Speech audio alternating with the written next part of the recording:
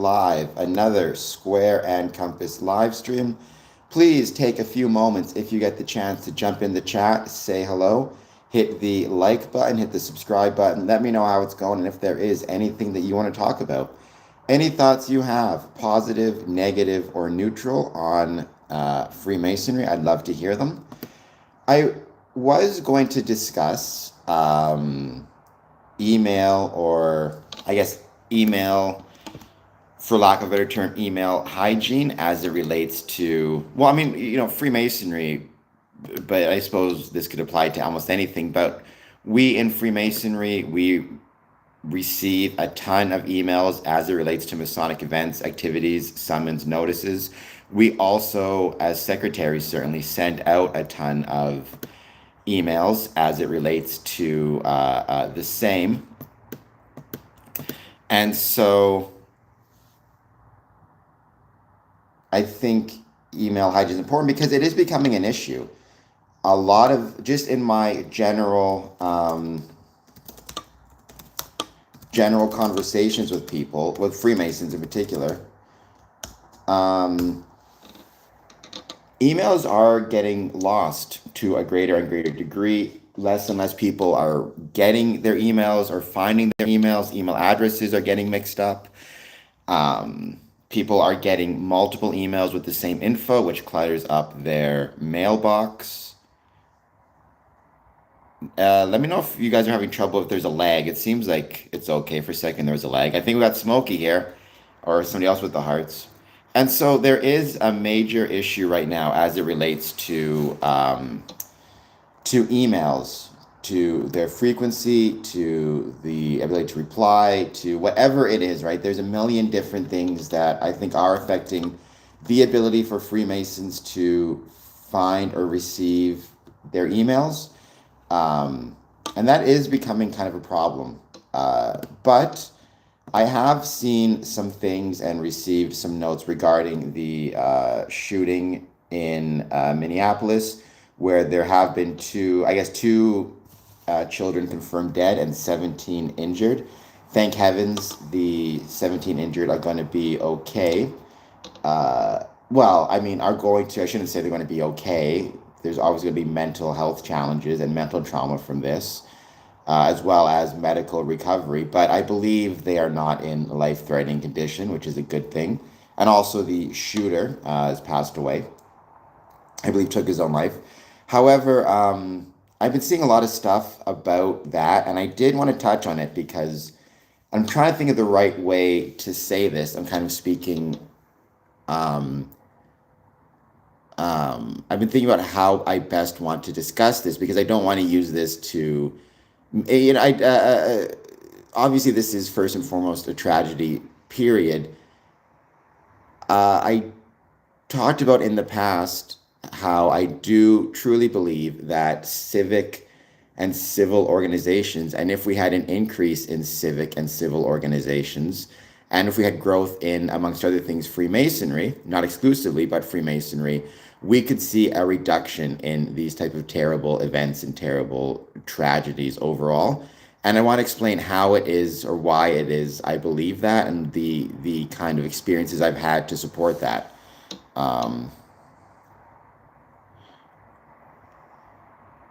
My screen, so you guys can't see me? Let me know if you guys can see me now. I know that there was an issue a second ago. Maybe I will go to a different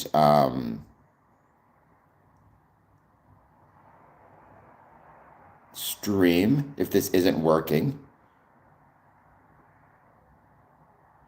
It looks like I'm coming through. Huh, what is going on?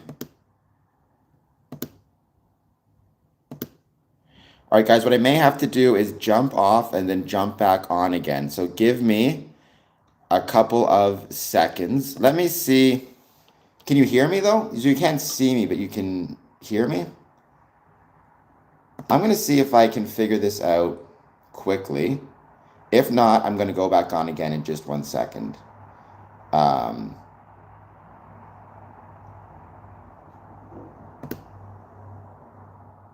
All right, so Z can see me and hear me, but it looks like Smokey for some reason can't. Yeah,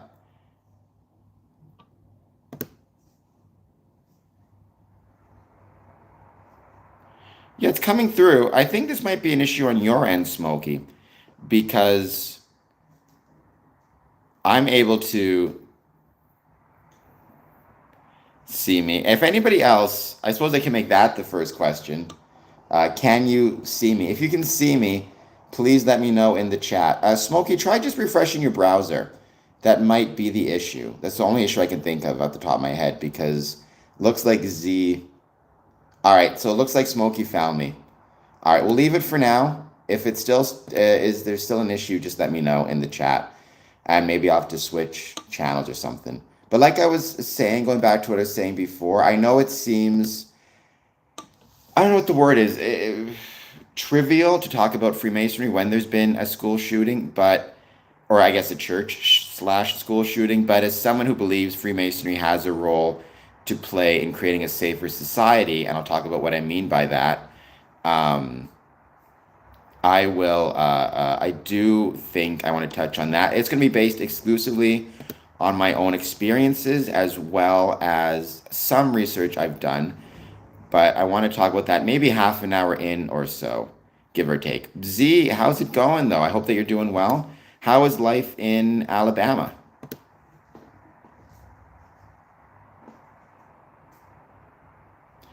And Smokey, did you receive my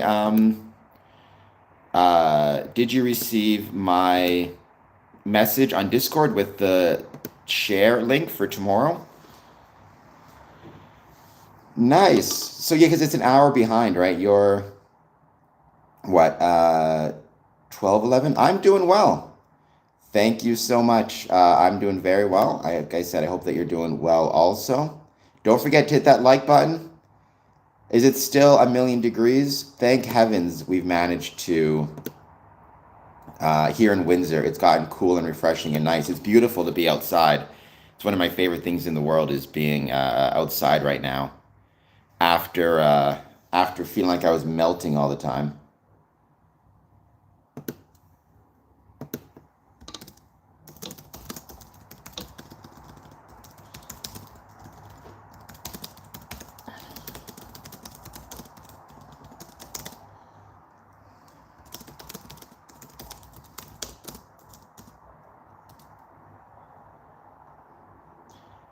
Can't what I was doing. Well, I mean, right now we're just chatting and hanging out, but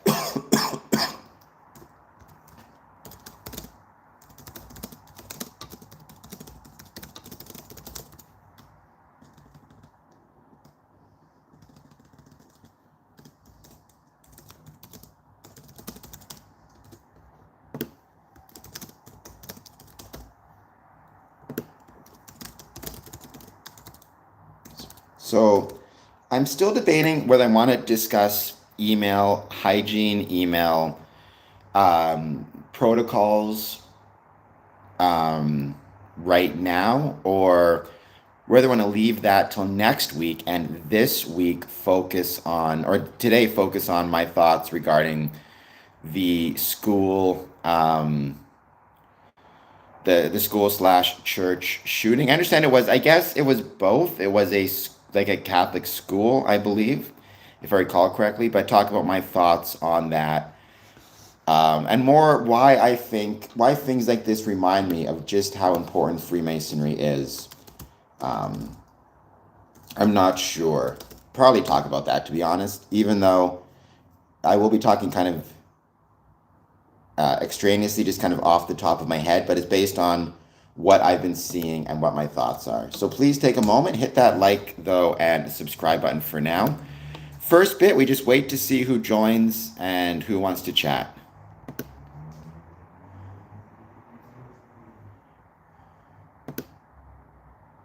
It's 12. Well, it's 12 my time, right? It's 12 p.m. my time, which would be, I think, 11 your time because you're an hour behind. You should get a notification when I'm on, um, noting that, noting the time. Uh, but when or noting that I've started, but it's 12 um it's 12 p.m. my time, so noon. I actually have a dentist appointment that morning, but that's okay. I have a dentist appointment that morning. So I should be back in plenty of time. I'm sure the Novocaine will have worn off at that point, so it should be fun. I'm looking forward to it.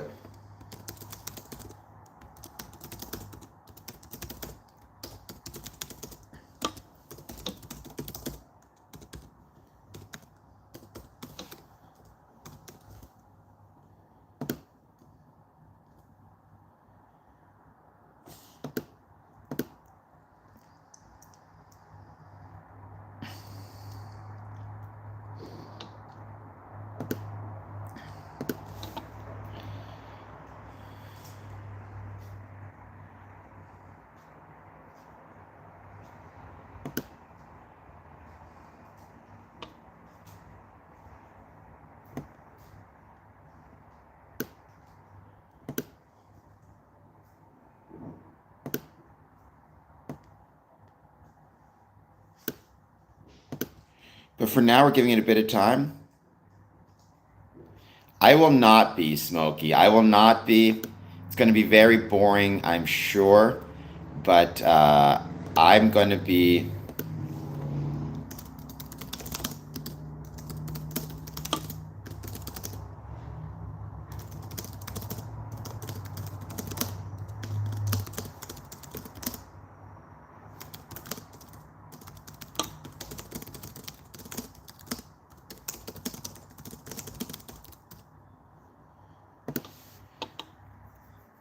I'm very boring.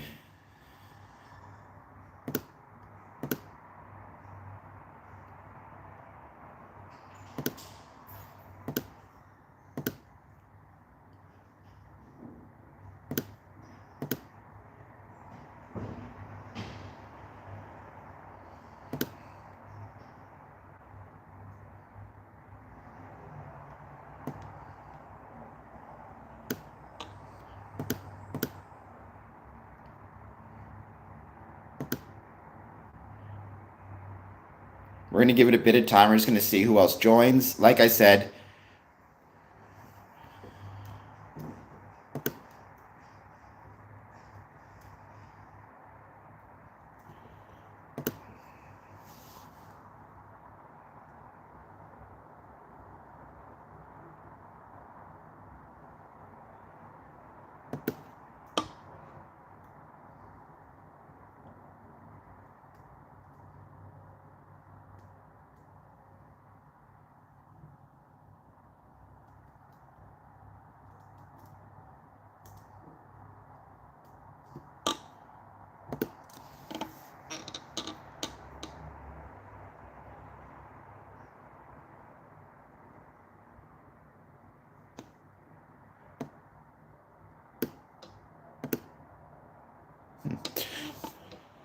no worries, Smokey. We're just waiting to hang out. Like I said, I'll start my stuff in about an hour or so. I usually, the first 45 minutes is me just hanging out, seeing who's going to join.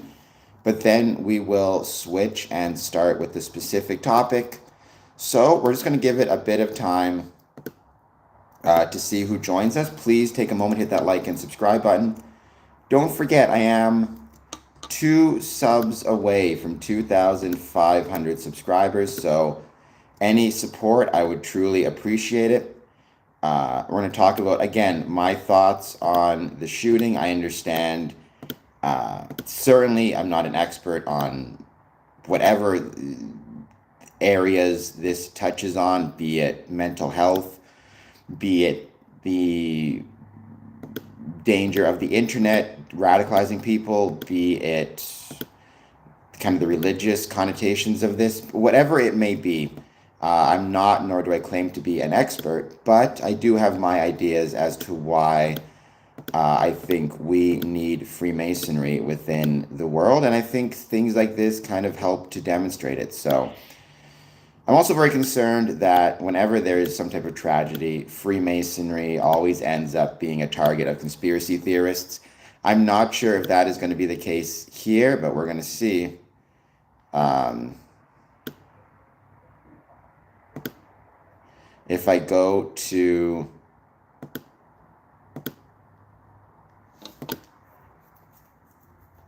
let's see.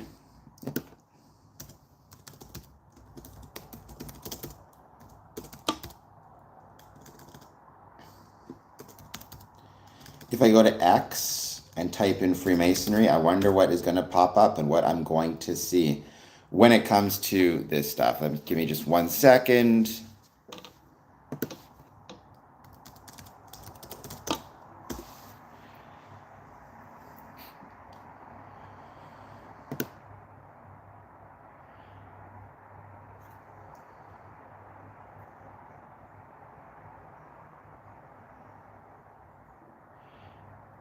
I always find this so sad. Freemasonry is a private club that has its own peculiar system of development. It's to test the integrity of a man.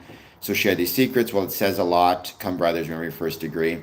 So thank heavens, so far at least, it doesn't seem that there's any conspiracy theorists are connecting Freemasonry to the shooting. I've seen other times where conspiracy theorists have connected Freemasonry to various tragedies. I was kind of um,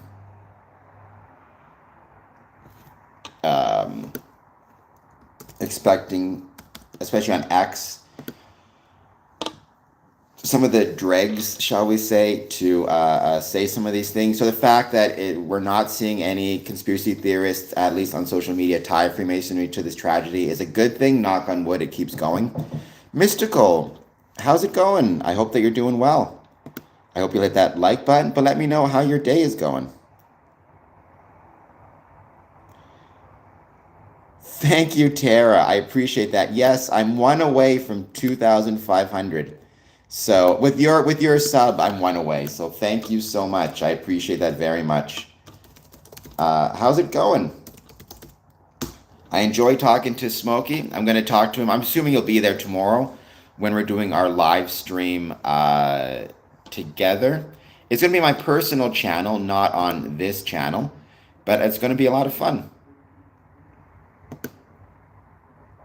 So now I'm one away from, I could just go and probably steal someone's phone and subscribe them, but that probably would not be the nice thing to do. So let's not do that. Let's get it the honest way. But that will be, yeah, on Cameron Adamson on YouTube tomorrow. So that's going to be a lot of fun. But Mystical and Tara, let me know if Smokey's taught you at all about the stream or Freemasonry or what your thoughts are on Freemasonry. I'd love to know.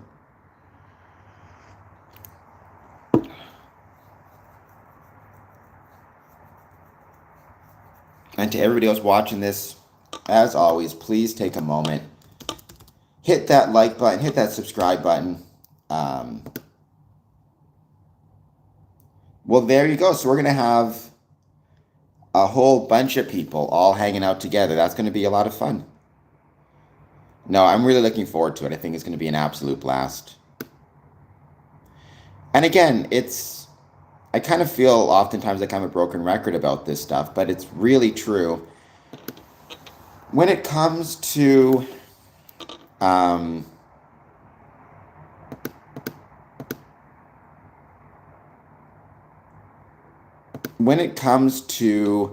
Freemasonry, and not just Freemasonry, being, in any space, we need to make sure we're trying to explore as many different spaces as we can, whether it be, and like within the digital space, YouTube, live streaming, shorts, videos, podcasts, written content, Instagram, photography, as well as not forgetting about the potential value of physical media, right? All that stuff matters and is really important. And it can be, I think, really dangerous if we start to allow ourselves to forget about that stuff. In my oh so humble opinion, if that makes any sense at all. We don't want to ever start to feel like Freemasonry is one particular thing, right? I don't think, or it should be in one particular area, right? I just don't think that's helpful or healthy. I think what we need to do as Freemasons is ask ourselves, where are what are some different areas within um, what are some of the different areas within the internet that Freemasonry is not finding a foothold, and how can we find a foothold for it? Okay, well then, Tara, thank you for being an audience member. I truly, truly appreciate it, and I hope you are doing well. I hope that you will, as always, take a moment to hit that like and subscribe button. And if there is, well, I guess you already did, so thank you so much. Let me know if you have any thoughts on Freemasonry. Before you started watching these streams, um, did you know anything about Freemasonry? Have you had any thoughts about Freemasonry since you started to see these emails? Or, sorry, live streams? Like, what were your kind of thoughts about it? I'm curious. See, Dad, and that is the ultimate question, and it's something I've struggled with as a secretary and assistant secretary. It's it's so, you get, let's say, 5 announcements for 5 different Masonic events that are happening within your jurisdiction. Do you send 5 separate emails, or do you combine the info into one longer email that lists all 5 events?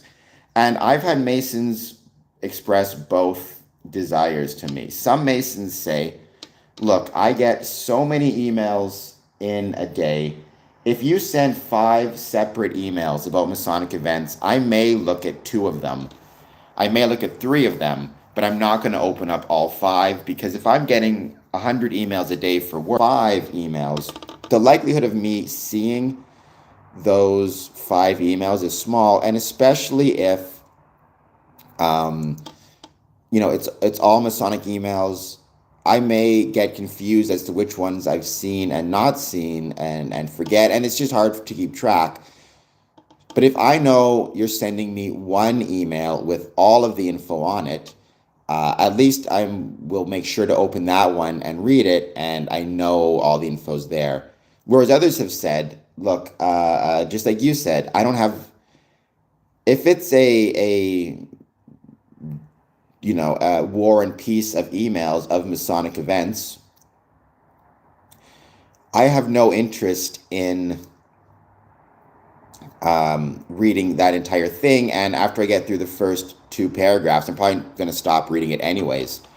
I'd rather 5 emails with a little bit of info, and I'll take the time to kind of read each. So I've heard both. Assistant. I've never been the district secretary. Thank heavens. That's a heck of a job. But assistant secretary. So basically, I'm not even officially, but just helping out the lodges, helping out my lodges with their work. So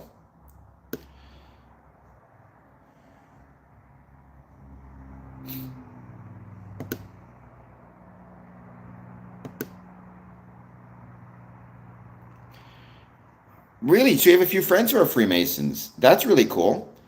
Um, if you have any questions based on what I've been talking about, please let me know. Otherwise, thank you so much for being here. Like I said, I truly, truly appreciate it. And I hope that you are doing well.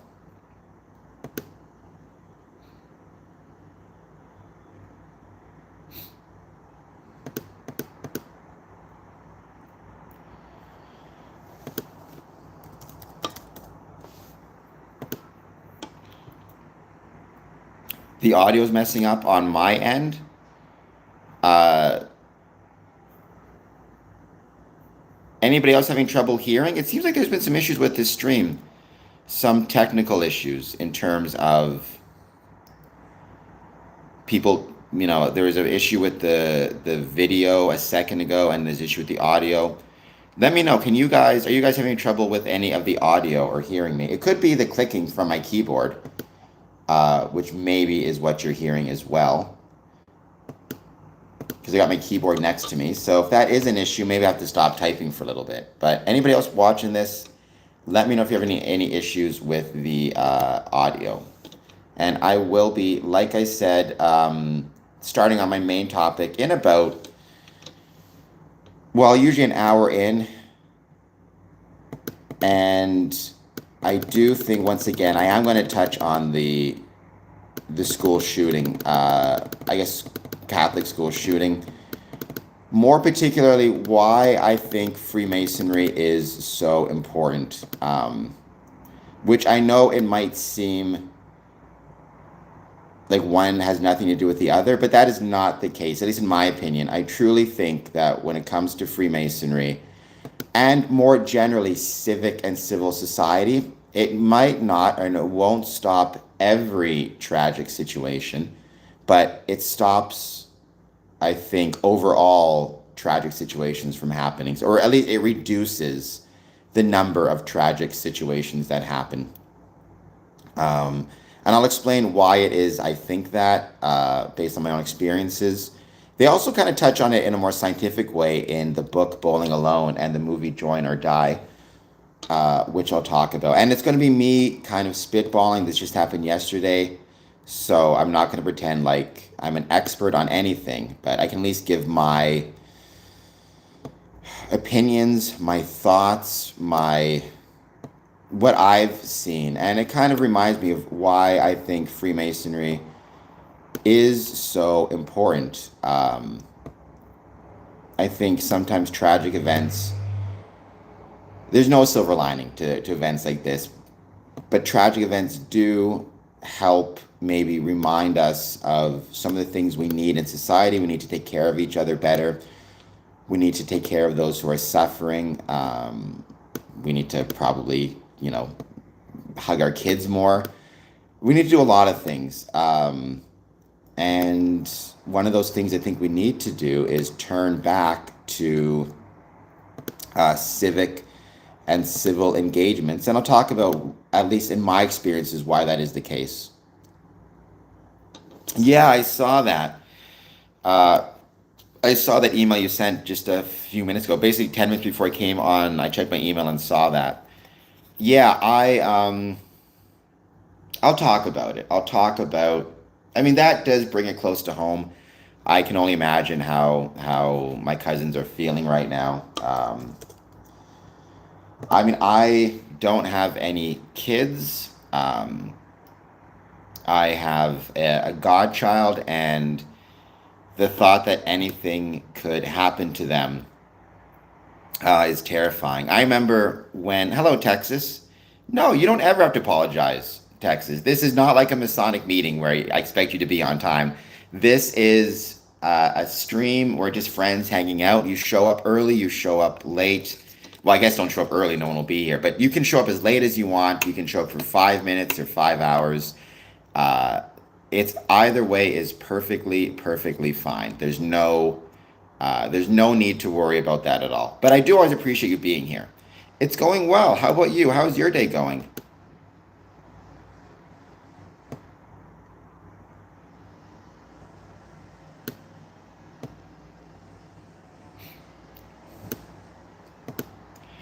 No, but I hope your day is going well.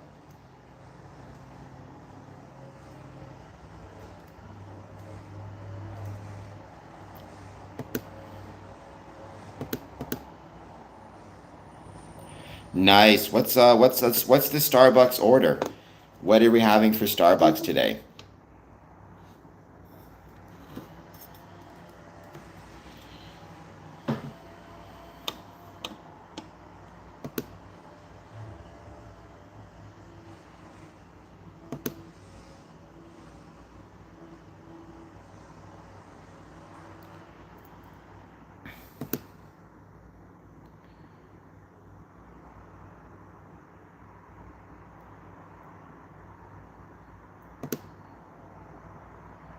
Is there anything you're having? Like what's this typical Starbucks menu order? Maybe I'll start this stream a little bit earlier. I'll start it around 1 o'clock or so. Um, uh, or sorry, I was going to say 1 o'clock. I'll start it maybe less than an hour in. I'll start it maybe 45 minutes in the main topic. So 15 minutes from now, give or take.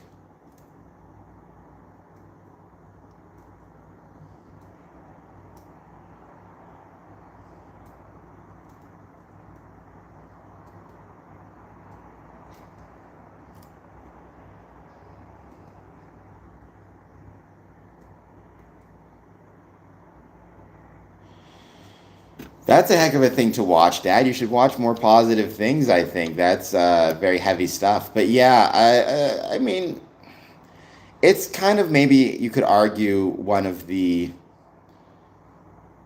greatest tragedies in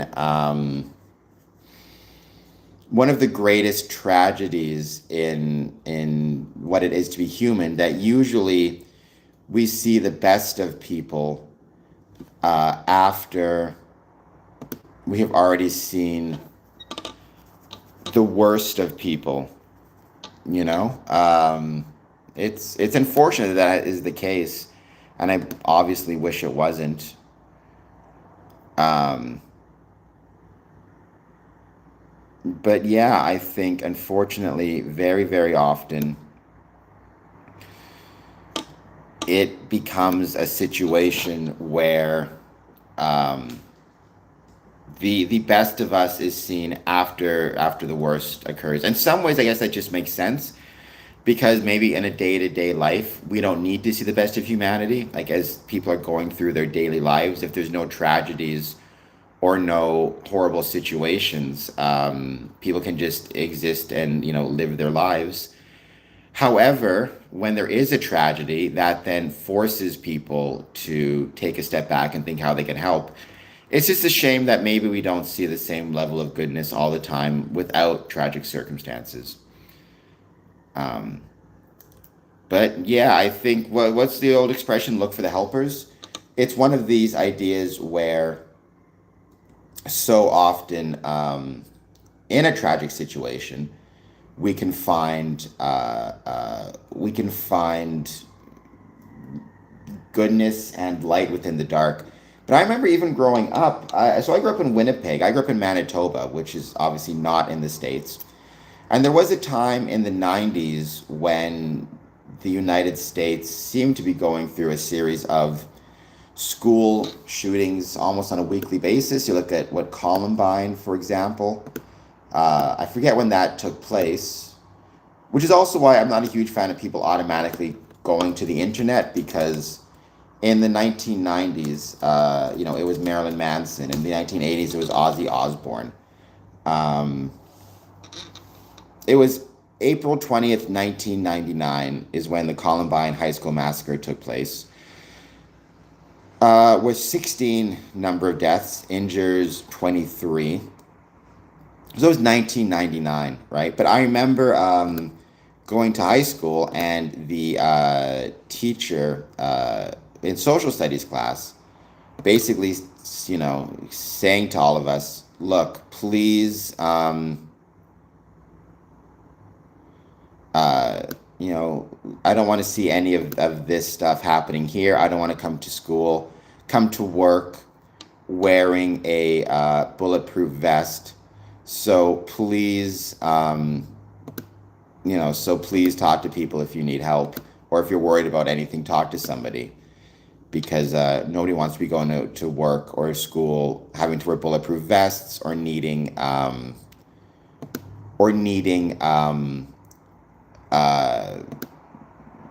metal detectors or any of that. I think most places in the States now do have metal detectors at the schools, but and public places, which again is one of those things that you never want to have to see that. So I like this sweater too. It's very comfortable. It's long sleeved. I can finally wear long sleeve things again.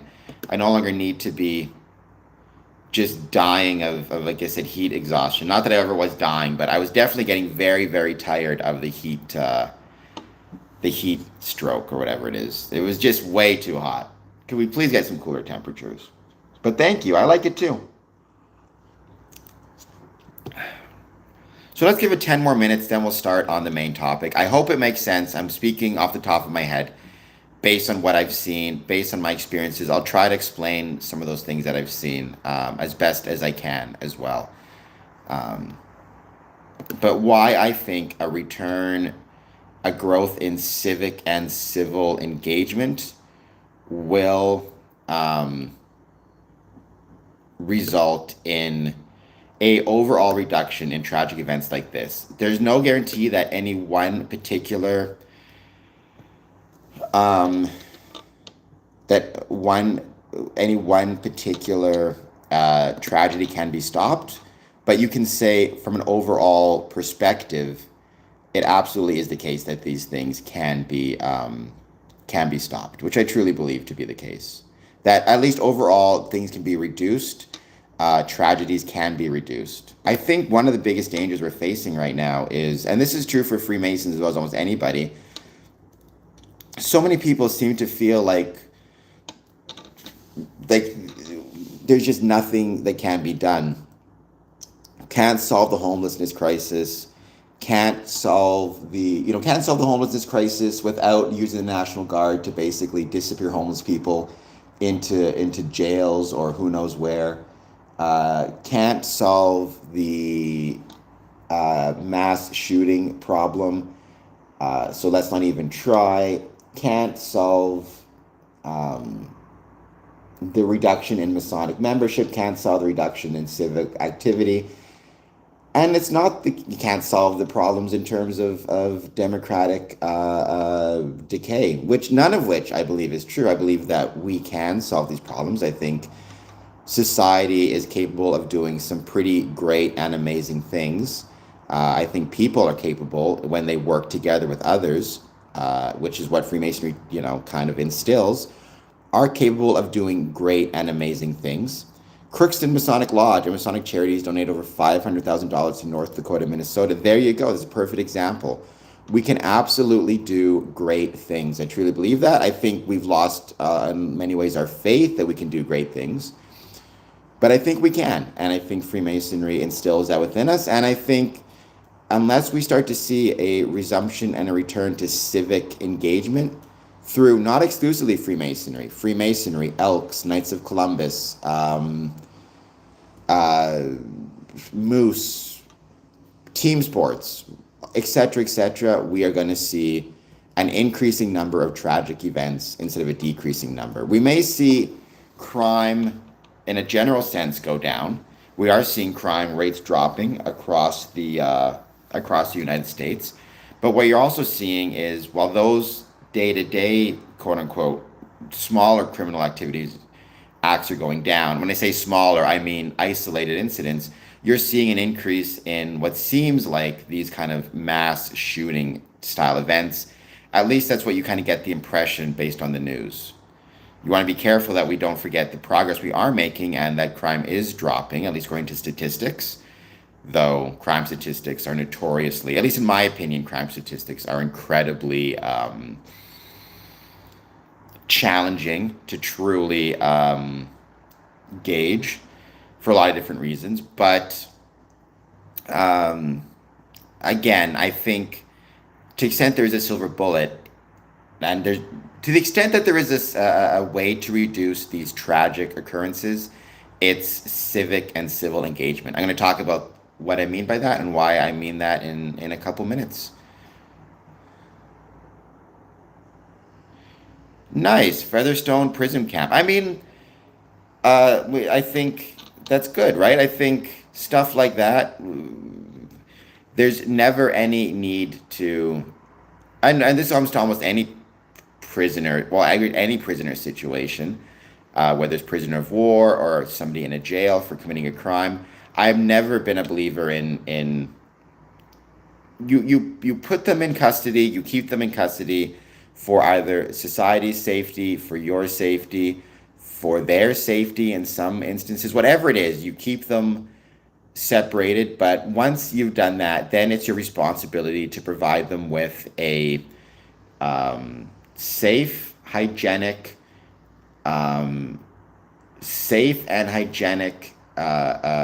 conditions where they have an opportunity to, in some small way, shape, or form, improve themselves and live as good a life as can under the circumstances. So provide educational programs, provide opportunities for recreation. In this case, provide opportunities to help farmers with the crops.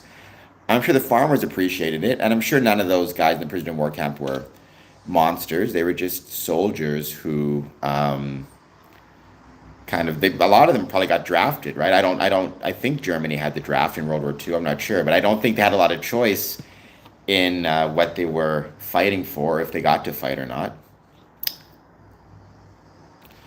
Well, so crime is not rising.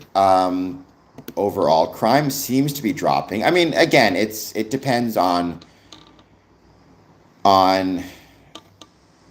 how the stats are reported as well. And there's a lot of issues, right? Crime statistics are, in my opinion, incredibly challenging to adequately report.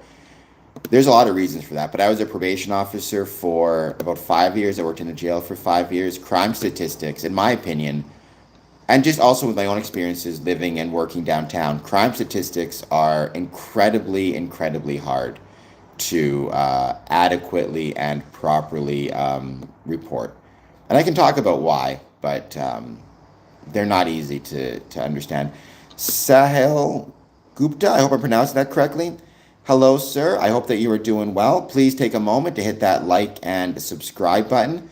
I am one subscriber away from 2,500 subs, so maybe I can get that today. Who knows? I'm so close. But Sahil Gupta, let me know if you have any questions or thoughts on Freemasonry. Positive, negative, or neutral. I'd love to hear them.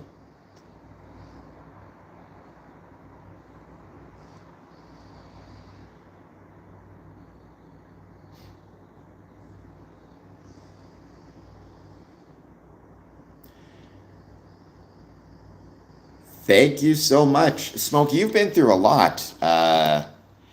Let's keep it light on tomorrow's stream, right? Let's keep it light. We'll just chat and hang out.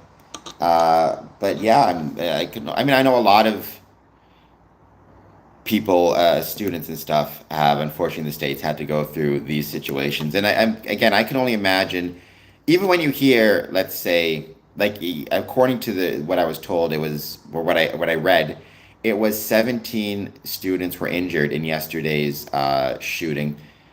Even though the indication is those 17 are going to be able to recover, they're not in life-threatening condition. That doesn't mean that there's not going to be any long-term physical, medical, and mental health effects that they have to deal with. I can only imagine what it would be like to be in that situation. I'm a big wuss, so I would be a puddle on the floor if I heard something like this taking place. So, or if I was in a school and I heard there's an active shooter, I would find myself a puddle on the floor. The fact that you had kids actually having the bravery to shield their friends during the shooting is it's a testament to the quality of those kids and the quality of, I guess, the parents who raised them. Well, I mean, I'm from Canada. Welcome, by the way, Mr. Keeps on Ticking. I'm from Canada. Um, I'm from Canada, Windsor, Ontario. So I'm here to talk about Freemasonry, positive, negative, or neutral. Any thoughts you have on it, please let me know. There is a lot of Freemasonry in India, actually. To my recollection, Freemasonry is Freemasonry in India is divided into four jurisdictions, if I recall correctly, like north, the northwest, northeast, southwest, southeast. I believe it's divided, and there's four DDGMs, district deputies. Yes, that's the key. I mean, I will go as fast as I can. Like I said, I'd like to think I'd be brave in that situation, and I'd be as brave as those kids. But until you're in that situation, I guess you can never know.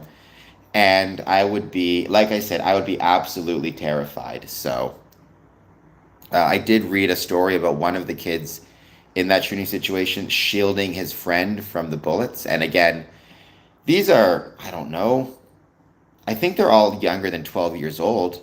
I think they're younger than 10 years old. To have that level of bravery, it's very impressive, incredibly impressive. I would love to visit India. The closest I've been to is the Philippines. I was in Manila, which I know is not super close to India, but at least it's on the right continent. It's the closest I've ever got to. But I would love to visit India. I've got a few friends from India I've met here um, in Windsor.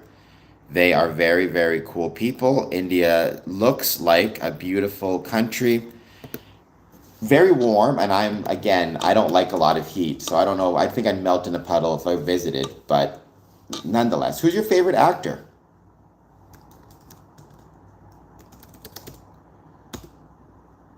Okay, he was great in what's it called? He was great in Total Recall.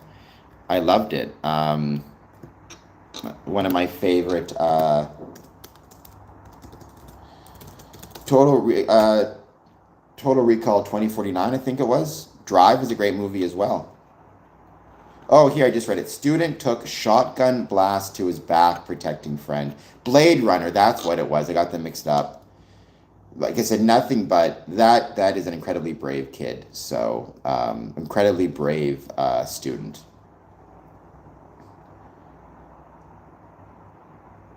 We hear about nurse manager got into CT scanner with child, held her hand so she wouldn't be scared after deadly shooting. All right.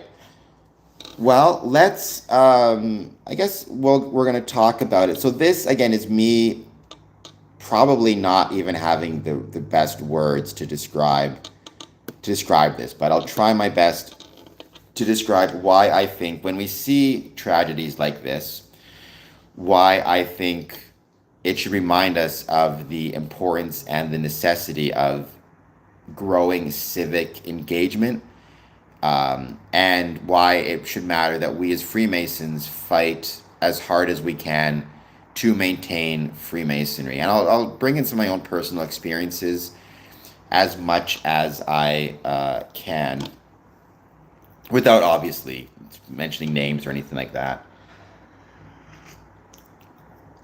So, in my opinion,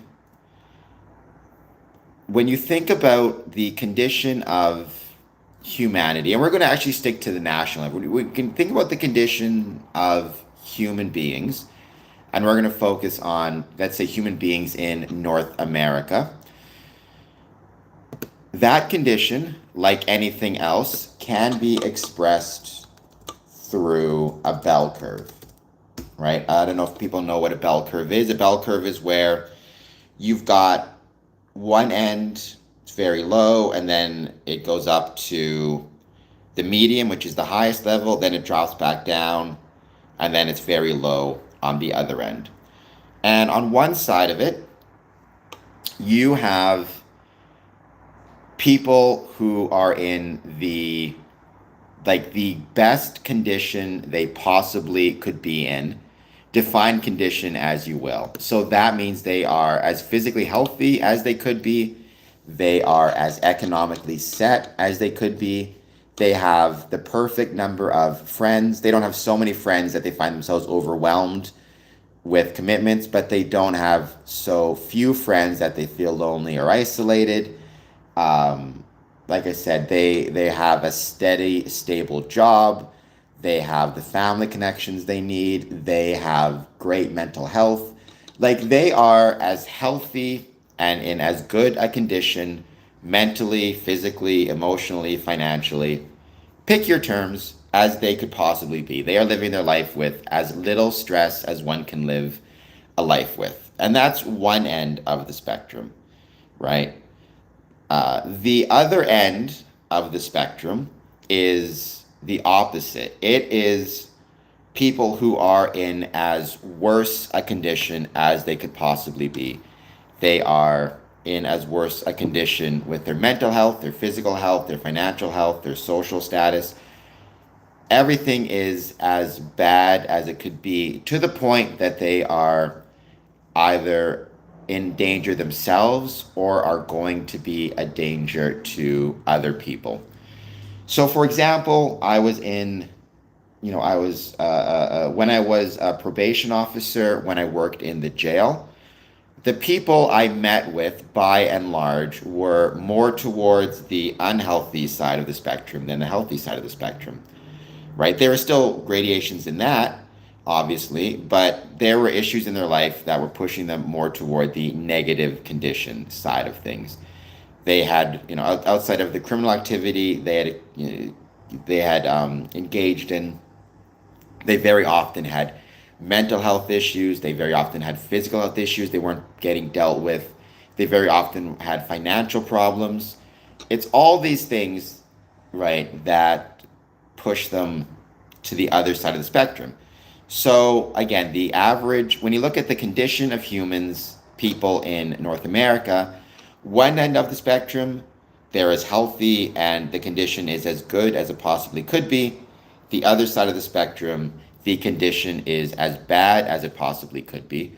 Most people, right, the majority, and this is where the bell curve meets in the middle, most people are not at the healthiest side or the unhealthiest side, the best condition or the worst condition. Most people are somewhere in the middle. So, like, I would be in the middle. My dad would be in the middle, in the sense that, um, we're not as healthy as maybe we want to be. I've got my medical issues for which I have to take medications regularly. I'm not as rich as I'd like to be. Um, I have friends, but I could use more friends. I don't get as much sleep as I could, but I get, like, whatever it is. So we're all in the middle. I would suspect most people on this stream are somewhere in the middle. We're somewhere in that average, right? However, as society continues to face challenges and issues, what you see is more the condition shifts, and more people start to move from the average, the middle, they're doing okay, they could be doing better, but they're not doing badly, starts to move towards very bad conditions within their life and the potential of giving other people very bad conditions. Hello, Underground Thomas. So, for example, I'll try to give a concrete example of what I mean by this. John Smith has a job that pays well, doesn't pay great, but pays well. He's managing to maintain his apartment. He's managing to maintain his health, and generally things are going, well enough for him that he's one of those guys who's in the middle. His life is average. He has issues and problems, but he's also able to maintain himself well. Now, let's say he loses his job, and this is just one example, right? Well, if he loses his job, now maybe he can't afford to pay his rent. If he can't afford to pay his rent, maybe he ends up either homeless or needing to live with other people. Or let's say he doesn't have other people to live with. He ends up being on the street because he's homeless, or he's staying in shelters. He doesn't have the food, he doesn't have the money to spend on adequate food, or the money to spend on adequate nutrition, which means he also starts to increase in health effects. Maybe because he's spending more time on the streets, he turns to drugs and alcohol in order to help. Well, we're talking about the Underground Thomas. In order to help him be in those situations. I mean, one of the things is in Canada, if you're homeless and it gets really cold, a lot of people turn to alcohol especially, but otherwise drugs, so they don't feel the cold while they're trying to get to sleep. Because I've talked to people about this who have been homeless or who were homeless when I was talking to them, and they said the only way they could sleep at night was with drugs and alcohol, especially alcohol, they said, because it helped them not feel the cold. Now they're angry, they're upset because they're in this situation. They start to lash out. Maybe they commit a crime of some sort. Maybe they steal food for sustenance. Now they're in jail. Now it's harder to get a job because they've been in jail. And things just spiral and spiral. And what that is the example of somebody moving from the relative middle of the spectrum. They're doing okay. to more and more the extreme side of the spectrum. And it could be, so in that case, the incident was losing a job. It could be mental health issues, right? It could be they have some type of mental health issue that becomes, maybe it was undiagnosed for many years, but it starts to grow. And again, that mental health issue causes them to move more and more from the middle of the distribution where their life is going well, or at least average, to they're now struggling. Their condition is very, very bad, right? Or it's going to become bad, and now they're becoming a threat to themselves or to other people. They could have PTSD, using drugs and alcohol to deal with their PTSD. And as, again, the drug and alcohol use increases because they're not getting help with their PTSD, it grows. They could be isolated, they could be lonely. And all of these things pushes them from being a relatively healthy life to a worse and worse condition. And when I talk about Freemasonry as a social safety net, right, what I'm referring to in those situations is Freemasonry can provide, if the goal of if the goal of society, and I think it should be the goal of society, is to I think what the goal of society should be to keep as many people as possible right in that middle space, or at least the goal of the social safety net. It shouldn't be about making people rich and famous and giving them the best life possible, because ultimately that has to be an individual's perspective. But I do think society and the goal of it needs to be to keep as many people as possible. And when I say society, I'm speaking as broadly as possible. I'm speaking of government, civic organizations, civil organizations, religious organizations, friends, neighbors, colleagues, co-workers, society as a whole. The goal should be keep as many people as possible in an area in which their condition is doing well. Doesn't have to be perfect. They have their problems, but overall they are existing within a good condition. And to keep them from sliding towards a negative or problematic side of the spectrum. And if they start to slide towards it, society should have a safety net to catch them and try to bring them back. So what are some examples of that? And I'm going to get to the shooting, promise, in a second, or more specific. And why I think Freemasonry is so important. I remember, I think I've given, I know at least two Masons who, were it not for the Masonic Lodge stepping in, those two Masons would have been homeless. And not only would they have been homeless, but in one case, the family, because it was a Mason with the family, would have been homeless or would have been on the street. In one case, it was because of medical issues that were outside of anybody's control.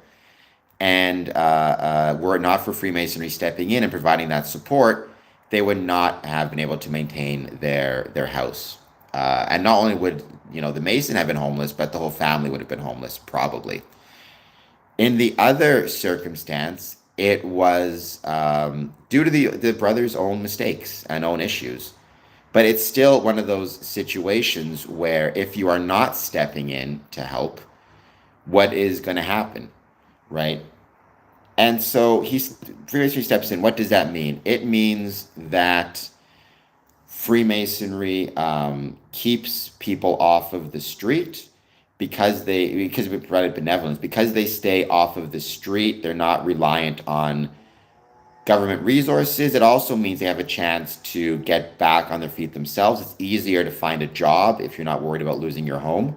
It's easier to find to get yourself financially back on track if you're not also thinking about losing your home. It's easier to feed yourself, to care for yourself, to do all of these things if Freemasonry, if you're not worried about losing your home, if you're giving money for not just your home, but for your home, plus to pay for food, plus to pay for other expenses, um, all of that stuff keeps people who are sliding towards the negative end of the spectrum, towards the poor condition of the spectrum, into the middle. However, it can also be more than financial. It can be knowing that you have people to talk to. I've told this story before. I can tell it again. I remember during COVID when a lot of people were struggling with their mental health.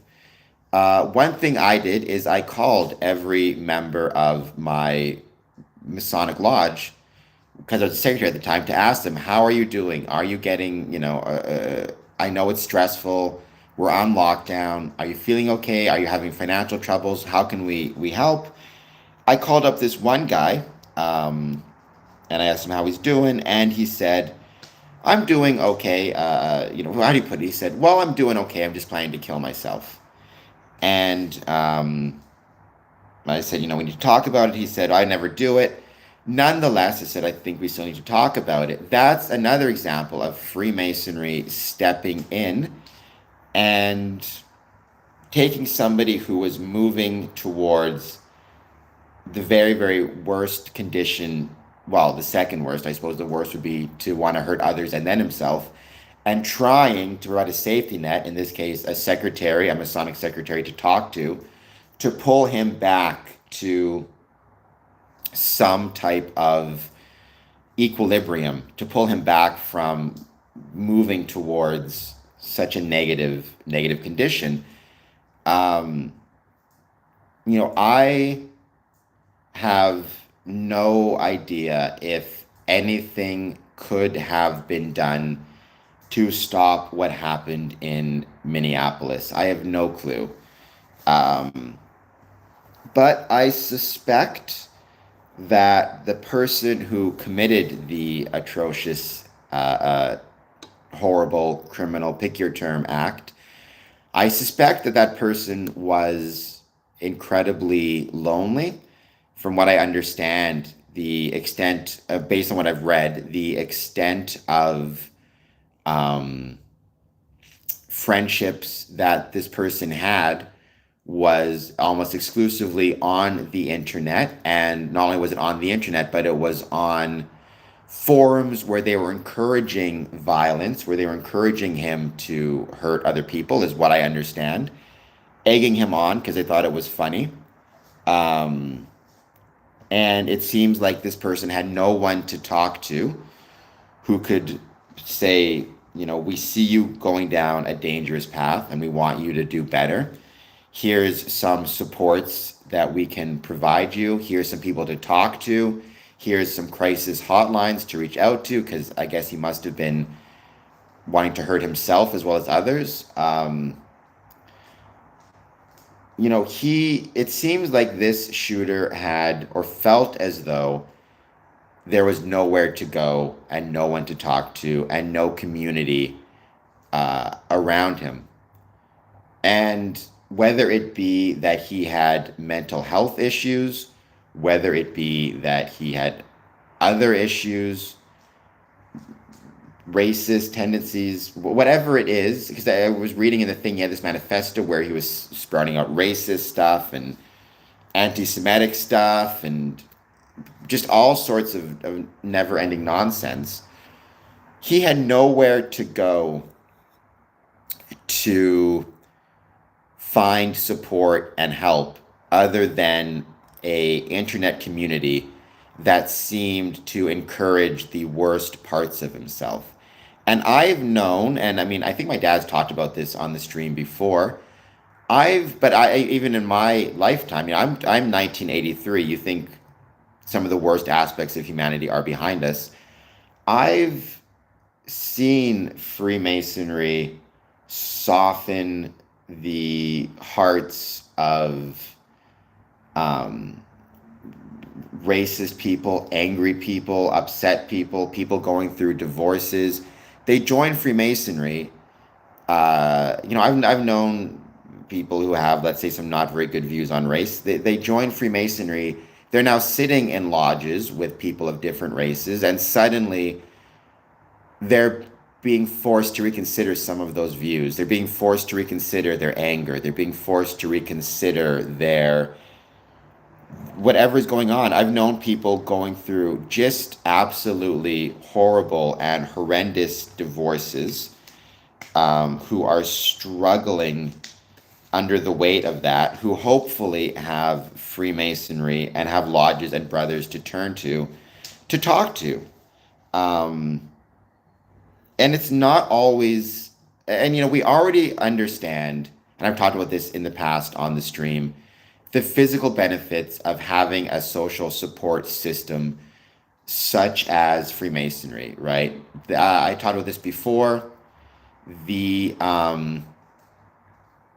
the average life expectancy for a Mason in Texas is, I could be getting the number wrong. I think 5 years longer on average than a non-Mason in Texas.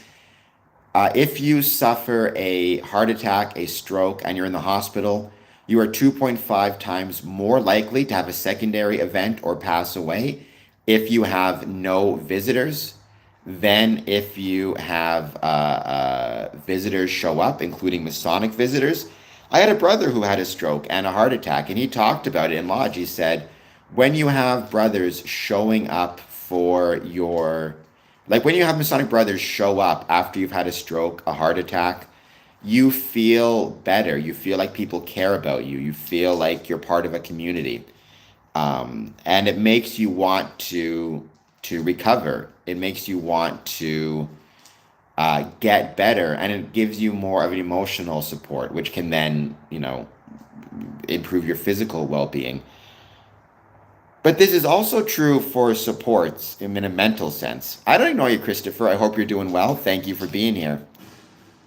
Um, when I was a probation officer and we had a new person coming in, we had to do what was called a LSI, a level of service inventory, I think it was called, what it stood for, I think. And one of the things we would ask them is if they had any associates. And if the associates they had were involved in criminal activities, maybe they're people who were involved in a gang or whatever it is, or were encouraging their criminal behavior, that meant that they were at an increased risk to reoffend. They were at an increased risk to commit another crime, and we had to monitor them more closely. However, by the same token, if they had no friends, no acquaintances, no supports, they were at equally as high a risk of committing a crime, right? Having no, or reoffending, having no friends or no supports was an equal level of risk as having criminal friends or criminal supports. So what that says is, if you are somebody who has no friends and no support systems, you are at a greater risk of either harming yourself or harming others. If you have positive, pro-social friends, you are at a significantly reduced risk, relatively speaking, of harming yourself or harming others. That's one of the reasons why when people have a job, they're less likely to reoffend. It has nothing to do, well, it's not that it has nothing to do with the fact that they have money, they have income coming in. That means something.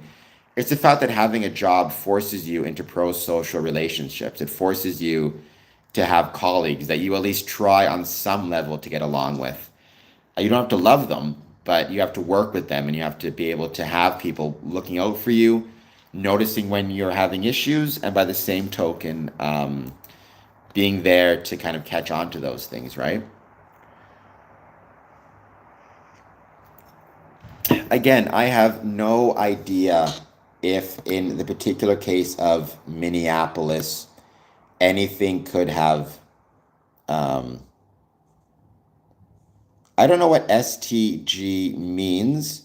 In Ontario, it was called, like, we just call it risk to reoffend, recidivism rate, right?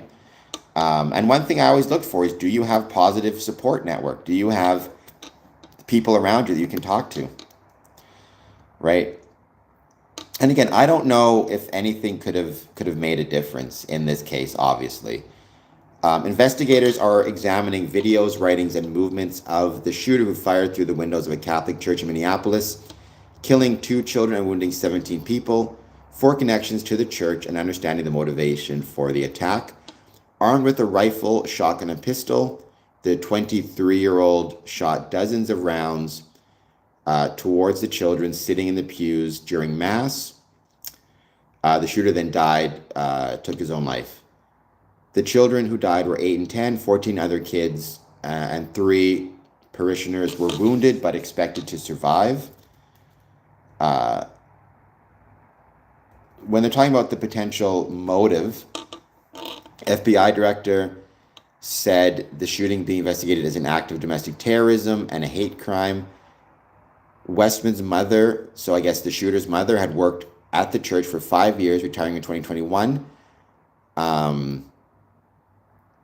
The police have not determined a motive. The chief said, however, that investigators were examining a social media post. On YouTube, the alleged shooter released at least 2 videos before the channel was taken down Wednesday.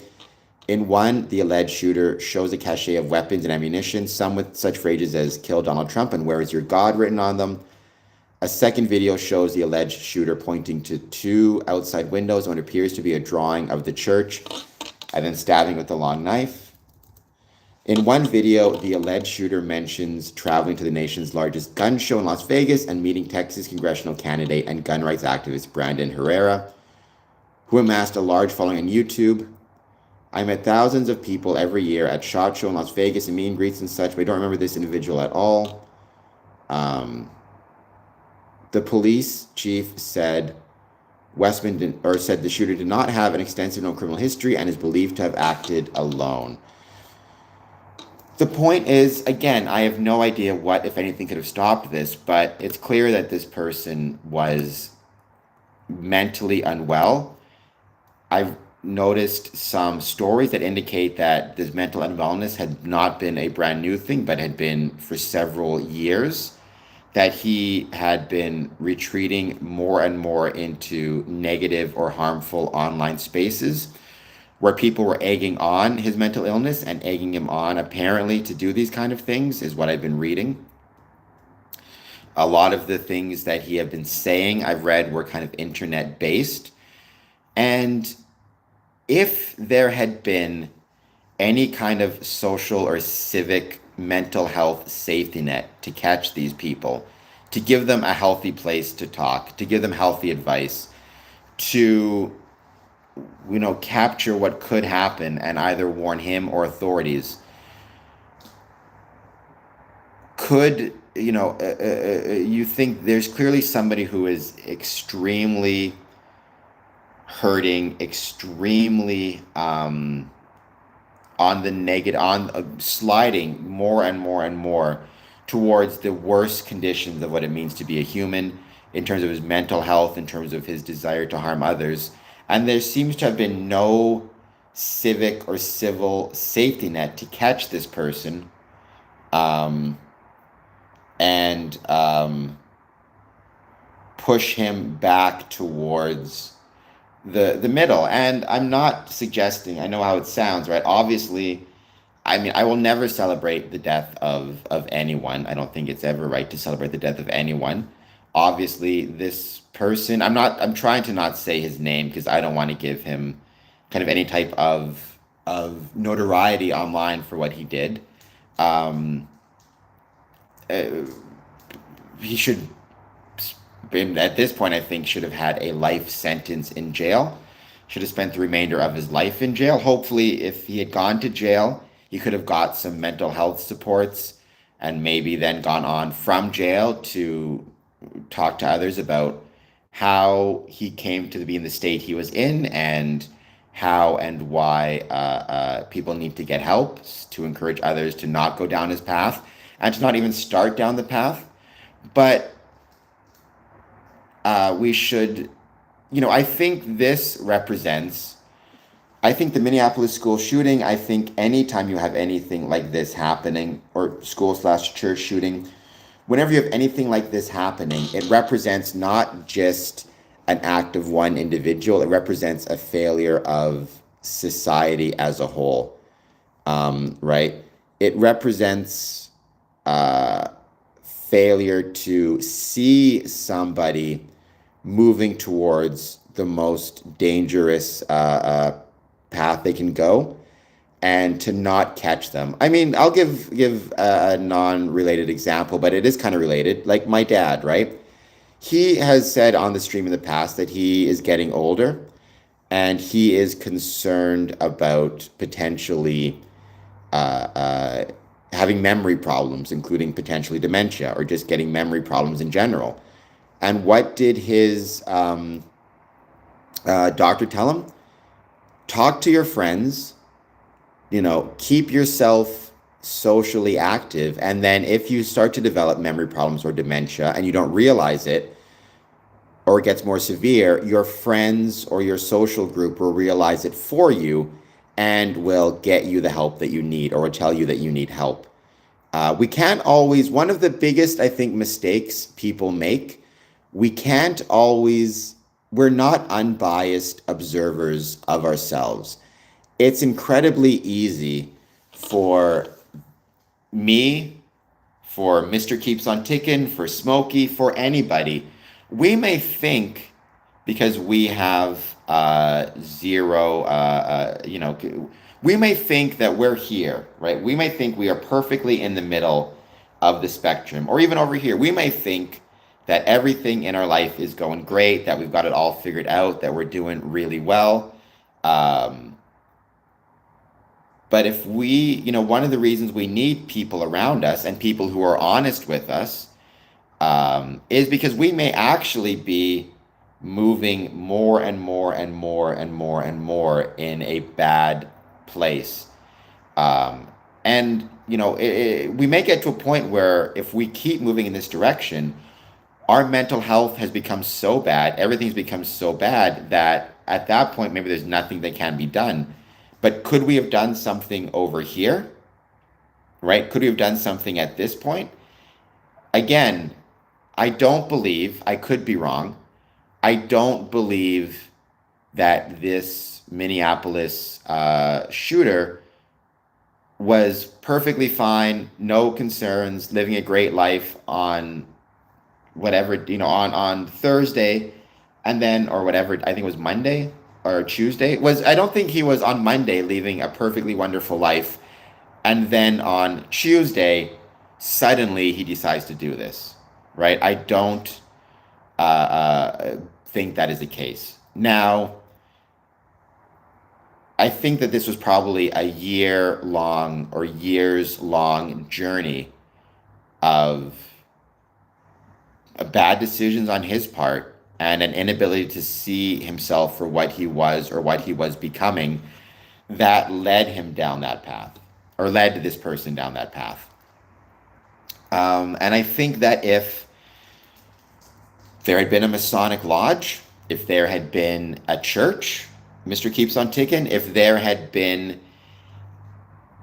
a job with coworkers, if there had been a family that was more, relatively speaking, more attentive to these things and caught him over here before he kept moving, maybe things could have been different years down the line. You don't want to be in a shell, right? And so Mr. Keeps on Ticking, I mean, I don't disagree with you completely. I disagree with you a little bit, but I think you're on the right track, Mr. Keeps on Ticking. I absolutely think religion and church can act as a bulwark against this. Again, you're going to church every week. You're around people. They're seeing you, they're hearing you, they're talking to you. They may start to see problems and issues before you do. You may think everything's going great. They may start to see you're more angry than usual, you're more withdrawn than usual. Maybe you've missed church 4 or 5 times. Whatever it is, they may start to see you isolating, you withdrawing, and they may want to talk to you and see how you're doing, right? But I don't think that it needs to be exclusively, that the answer is exclusively religion or church or Christ. I think the answer can be civic engagement in general. I think Freemasonry can be an answer to that. And again, I'm not saying I've ever known a Mason who I think would do what the Minneapolis school shooter did, but I have seen Masons going down some very dark paths, struggling with mental health issues, struggling with whatever it is. They're getting a divorce, they're losing their job, they have some type of crisis event, and thankfully they have a Masonic lodge and Masonic supports to rely on to keep them from moving to a greater and greater, to a worse and worse place, where maybe they end up thinking about hurting themselves or hurting others. I mean, who knows? If your life gets bad enough and one gets angry enough, and it doesn't have to be, if your mental health gets bad enough, and if your life gets bad enough, and if you get angry enough, and if you get sad enough, and if there's no one there who's seeing this happening, and if there's no one there who can try at least to talk to you and try to get you some supports and try to get you some help, who knows where it will go, right? And who knows how many criminal activities, tragedies have been averted because there has been a Masonic lodge and a Masonic brother to step in and talk to somebody and get them help that they need. For years, I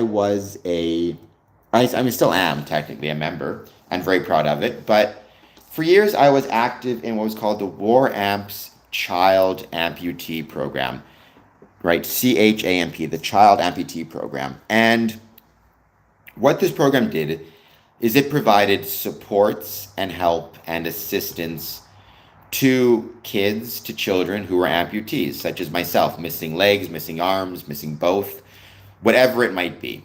And they were an amazing organization, the War Amps Child Amputee or CHAMP program. One thing they did, and I promise this connects, so I promise. One thing they used to do is they used to do these presentations called play safe presentations. They did them in schools, in churches, actually, a lot of different places. And it would be meeting with kids who, like school-age children, and talking to them about the common ways that kids, while playing, would lose limbs, and giving them advice to make sure that they didn't get into the same situation. Don't play on train tracks, don't climb electrical poles. If you're coming up behind somebody who's got equipment, don't, or make sure they know you're coming up behind them so you don't startle them. Whatever it is, right? We talk to them about all of these type of things. And one question we used to get, and I never knew how to answer it, is they would say, how many accidents or amputations do you think that the Play Safe program has stopped or prevented? And it's one of those things, it's like there's no way to know. Because obviously, every time there is an accident and an amputation, there's a record of it somewhere, there's a record of it at the hospital. Every time a kid doesn't get into an accident, it's not recorded anywhere. It just doesn't happen. You'd have to call us in advance, or you'd have to call us after and say, hey, just so you know, I decided not to cross the train tracks when the train was coming. So you probably saved my arm or something. Like, nobody's going to do that. So you can't know how many accidents you've prevented. In the same way, there's no way to know for sure how many tragedies Freemasonry has prevented. Because if the tragedy doesn't happen, it doesn't get recorded, right? The person I spoke to who said he was thinking of hurting himself and didn't, first of all, there's no way to know 100% if I made any difference or if Freemasonry made any difference. But,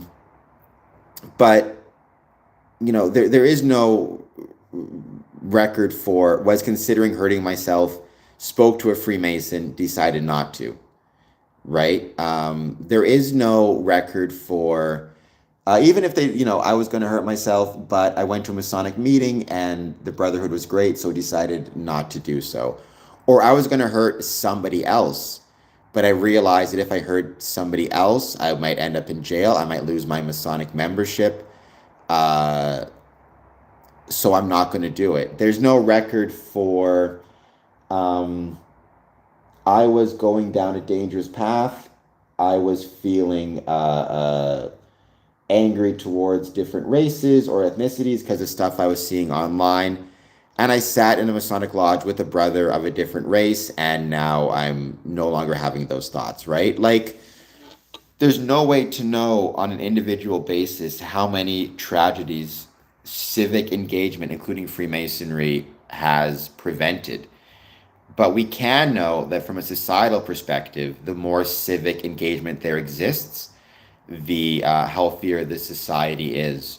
Welcome, Sothic. I'm hoping I'm pronouncing that correctly. Please take a moment, hit that like and subscribe button. I am at 2,500 subs. I hope we'll get to 2,501. And to go to what Mr. Keeps said, I don't know if you're still there, Mr. Keeps. There is no way to know how many people were, again, thinking of hurting somebody else, hurting a group of people, went to a church, prayed, talked to a pastor, talked to their father, like a father, Catholic, whatever it is, imam, and decided, you know what, I'm not going to do that. But I know for a fact, and there's also no way to necessarily know how far anything will go. So to use the example I used earlier, John Smith, for example, is about to lose his apartment. Freemasons step in, allow him to keep his apartment. That allows him to then find a job and get back on his feet. Right? There's no way to know how far the loss of the apartment would go. Is it that he loses his apartment and he finds a friend's couch to sleep on? Great. Problem solved. And then he finds his way back. But let's say this person had no friends. And to be honest, to my knowledge, this person had no associates or friends outside of Freemasonry. Because he was older, he didn't really go to church, his family, he didn't have kids, his family had passed, his wife had, I don't even think he got married actually, sorry. So it really was, his associates were Freemasonry or nothing, right? But maybe he finds a place to crash on a couch with a friend. If he doesn't, and there's no Freemasonry, who knows where it ends. Now he's staying in shelters. He gets into a fight in shelters, which happens all the time. Now he's kicked out of the shelter. Now he's living on the streets. Now he turns to drugs and alcohol to stay warm. Now he doesn't have money to buy food, so he's got physical health issues. Those physical health issues lead to mental health issues. Like, who knows? And then mental health issues. And now he's one of those people on the street that you're constantly crossing the other side of the street to pass because you're worried about him. It's so easy it's so frighteningly easy. And I saw this as a probation officer, and I've seen this in the jail, for somebody to be living a relatively stable life and one or two things happen, and next thing you know, they're down, living, as bad a life as they never imagined they could be living, and from there considering hurting themselves or other people. It's so easy. And I have seen Freemasonry, again, not exclusive to Freemasonry. Mr. Keeps on ticking. I bet you've seen the same thing with churches. I bet we've seen the same thing with the Elks, with the Moose, with Knights of Columbus, with I don't know what else, with sports teams, where I've seen Freemasonry take people who were going towards that worst end of the spectrum, catch them, and push them back into a stable place. I've seen it a lot of times. To be honest, I've also seen times where it simply wasn't enough, where Freemasonry was not sufficient, where people, despite help being offered, ended up going down very dark paths because who knows why. The mental health issues were too strong, the addiction was too strong, the whatever it is, Freemasonry could not get them back to a place of stability. And that sucks when that happens. And, one thing I always want to say is sometimes you can do everything you possibly can. You can do as much as you possibly can to try to do the right thing. And it's not going to be enough. But at least in those circumstances, hopefully you can know that you tried your best. And there are some Masons I think about that we couldn't. So being good and nice to others is everybody's job. That's true. But I think the duty aspect of it comes in because we as Freemasons are in a particularly, I don't like to use this word because it's overused, but I'm going to wow, rock and rolla. You are after my own heart because I love our evolutionary history. Maybe I'm more Neanderthal than Homo habilis, but please hit the like and subscribe button. I'd really appreciate it. But we are in a privileged position to try to help people who are falling down through Freemasonry. We can see people who are falling down and pick them up. Again, if I'm not a Freemason and I wake up in the morning, I work from home, I go to sleep at night, I never see anybody, I am not in a I am not in that same privileged position to see people who are struggling and to help them. So, nice, rock and roll. I'm a Freemason as well since 2007. The purpose of this stream is to talk about Freemasonry, how it's relevant in our lives. In this case, the relevance relates to how we can be a force for good in society and potentially prevent tragedies like what we saw in Minneapolis. Not every tragedy, but some. So then you're not a Freemason, rock and roll, if you're saying that. You may think you're a Freemason. You may have joined a clandestine lodge, but there are some Illuminati lodges that are clandestine that claim Baphomet is some type of deity for them. That is not the case. So Mr. Keeps on Ticking, I'm trying to think of the way to answer your question. It's not,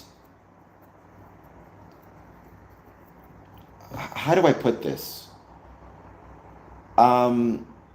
Because Freemasons are regular Joes. We're regular people, right? We're regular Joes as much as anybody else. It's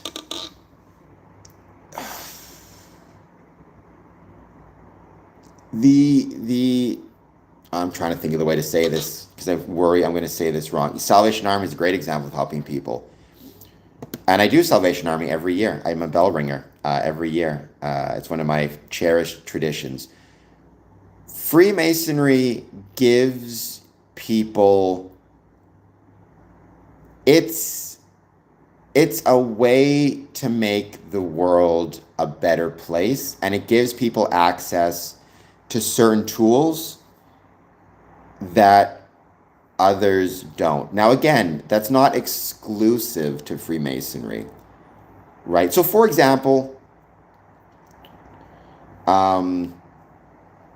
let's say I'm not a Freemason, and I see my neighbor who is a Freemason struggling in some way, shape, or form. I don't know what he's struggling with, but I know he's struggling.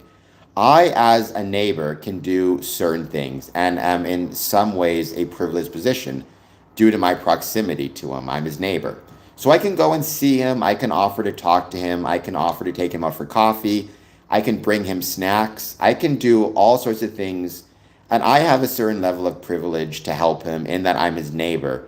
And I can see what he's going through, and I have the ability to go and talk to him, bring him food, whatever it is. But if I'm his neighbor and I'm a Freemason, I'm in an even more so privileged position because now I know about other services and ways to support him. If he's a Freemason too, then I can, meet with him at lodge meetings. I can invite him to a lodge dinner. I know about benevolence or charitable Masonic organizations. So I can say, hey, if you're struggling with work, we have this thing called benevolence. Maybe we can get you some money to help tide over this challenging time for you. Do you know what I mean? So it's not that we're nicer, it's that we have access to certain um, resources, being a Freemason, that others won't.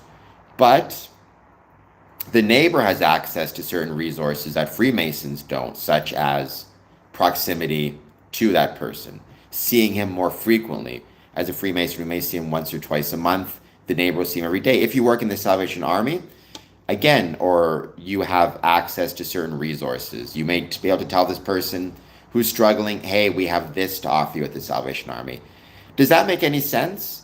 Like, we in Freemasonry, and this is why I always push it so hard and try to fight for it, have the ability to help people, to help our lodge members. And we have access and understanding of, let's say, a benevolence program that other people may not.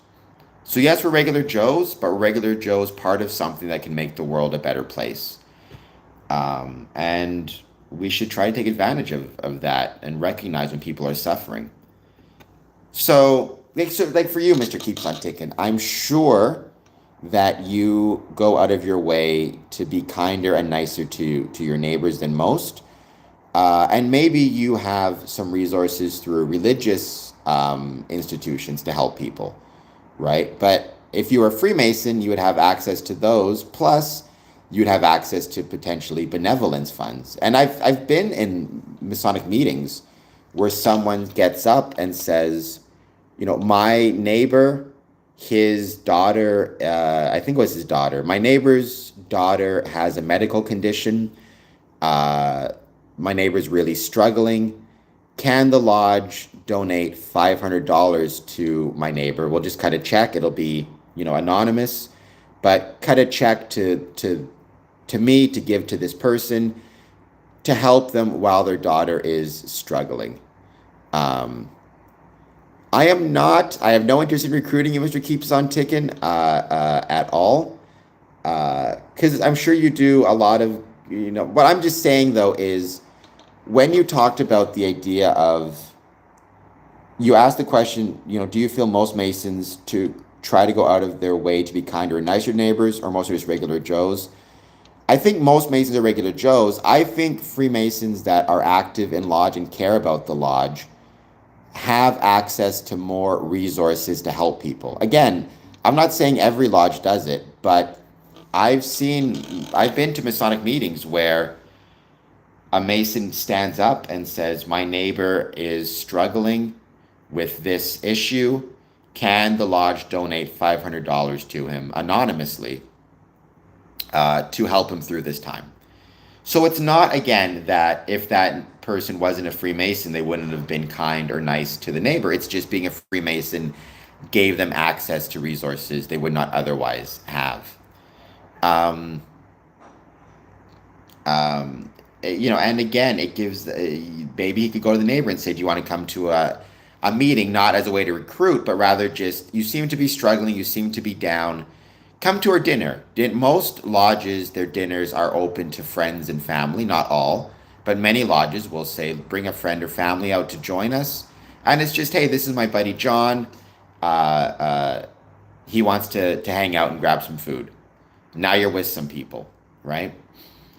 Because again, I don't want to say that we know for sure that Freemasonry or civic engagement could stop any one particular tragedy. Maybe nothing could have stopped what happened in Minneapolis. Who knows? But I do believe that in a general sense, over time, civic engagement can reduce these tragedies by providing a support system which can monitor people who are struggling, identify that people are struggling, and encourage them to get help and get support before they get to a point where maybe nothing can help and support them. as well as giving people who recognize that they are struggling, who recognize that they are facing challenges, by giving them a place to go, to talk, to meet with people, to find resources. I mean, like, why is it that I pushed so hard and pushed so strongly for psychological first aid as a Freemason? Is because, again, we as Freemasons, um, you're not wrong, Mr. Keeps on Ticking.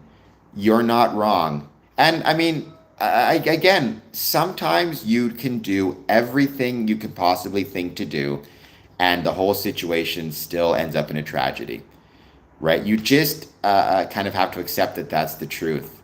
But I'd rather there be a tragic situation that I know I at least tried to stop and failed, as opposed to, and did my best, as opposed to a tragic situation which I did not, try to stop at all within my own circumstances. Like, I've known people.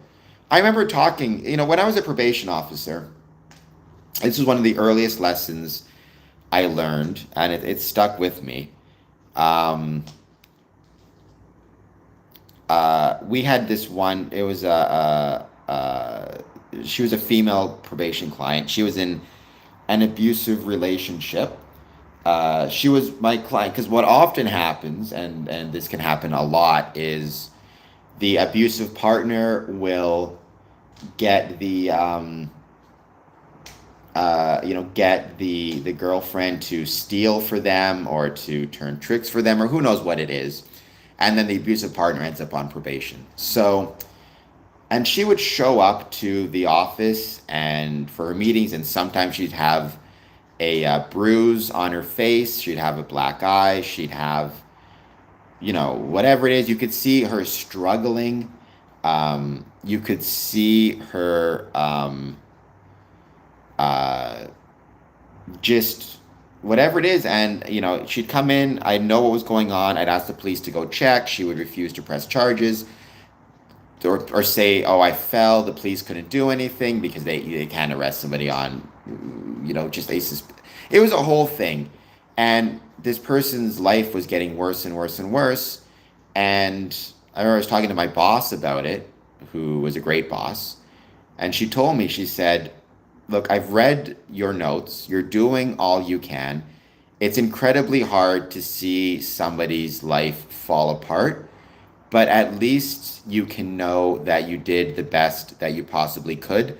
And if that's not enough for you, and if you're going to still struggle with it, then you're not going to do well in this job, because we can't get everybody to save themselves, no matter how hard you try. But at least know that you're trying your best, and that maybe you are in some small way planting seeds that will help her lead a better life for the future, because you can't know what seeds you plant today that will help in the future. A modicum of introspection is incredibly important. You're not wrong, Mr. Keeps on Ticking. You're absolutely not wrong. But even sometimes, like I'm trying to think of the right way to say this. Okay, John Smith has messed up his life. He has made bad choice after bad choice, and he is now facing eviction from his apartment. And everybody around him is looking at this. Bye, Dad. Thank you for being here as always, and I love you. Everybody is looking at this person saying, the reason you're about to be evicted is because you made incredibly stupid decisions with your money, and that's the end of it. And the person who's facing eviction says, no, this was everybody else's fault. This isn't my fault. I've done nothing wrong. Like, what, I understand there can be a tendency to say, screw it, we're not going to help him. He can just end up on the street because of the choices he made. But in my opinion, in that point, if you can, as a Masonic Lodge, and you're in a position to do so, it still makes sense for the Masonic Lodge to step in and help this person stay in his apartment, without the even without the introspection, because if he's on the street, there will never be there's much less of an opportunity for introspection, and it now becomes the community's problem, because now the community has to see this person on the street. He's going to be relying on community resources. He's going to be relying on shelters, food banks, all this type of stuff that others may need more. So introspection is important in the long term, but in the short term, what matters is getting the person stable, keeping the person here, not down here. So eventually they can have that introspective moment. Absolutely, right? So Mr. Keeps on Ticking, I went from a law degree to probation because of failure, but I always think about this as a sign of failure actually being a good thing. I graduated law school. I passed my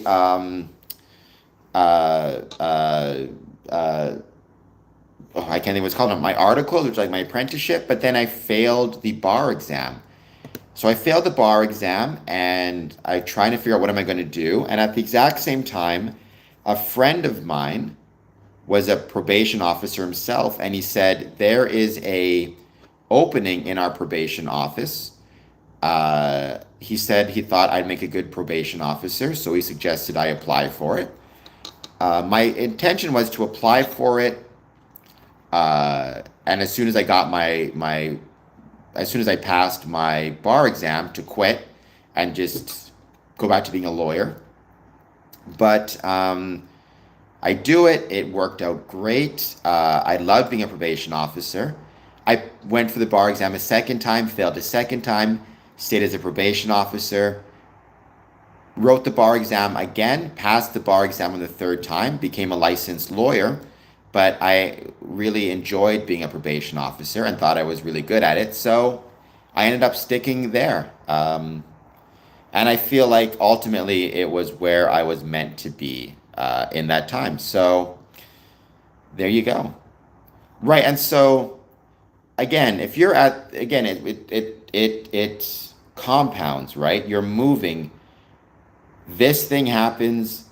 So the next thing happens. So the next thing happens.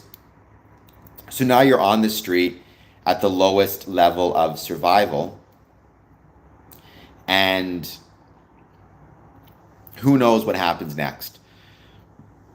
So keep them in the middle. And I do want to make it clear, the focus of a lot of this is on economic hardships. You can have a good job, have a house, not be at risk of those things, but you suffer some type of crisis event, mental health wise, and suddenly, yes, you're managing to keep your house and you're working, or maybe you have family and you're staying with them. You have a house, you have a roof over your head, but your mental health is growing more and more and more and more and more severe, more and more and more and more problematic. And even though you're not on the streets and things are kind of hidden behind a door, the mental health gets to such a negative point that a tragedy takes place. And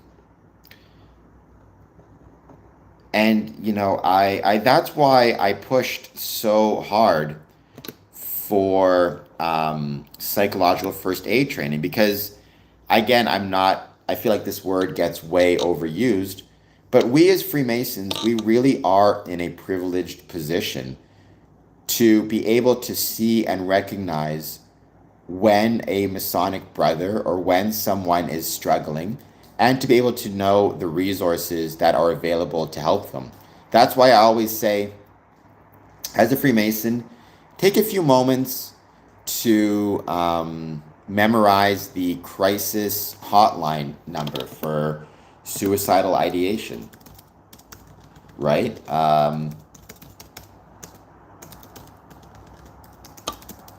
Take a moment to know the name and phone number of the benevolence person in your lodge, so if you have a brother who says, I need money ASAP or I'm evicted, you know where to go, or who to call, and say, call this person, he's in charge of benevolence.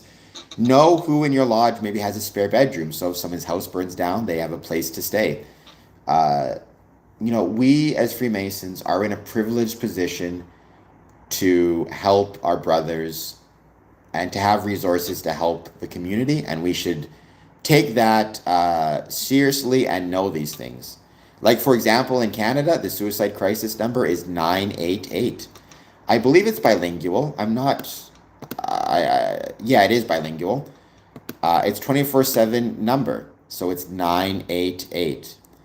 I'm not as sure of that, Mr. Keeps on Ticking. I think it's a little bit more complicated than that. The idea of by choice.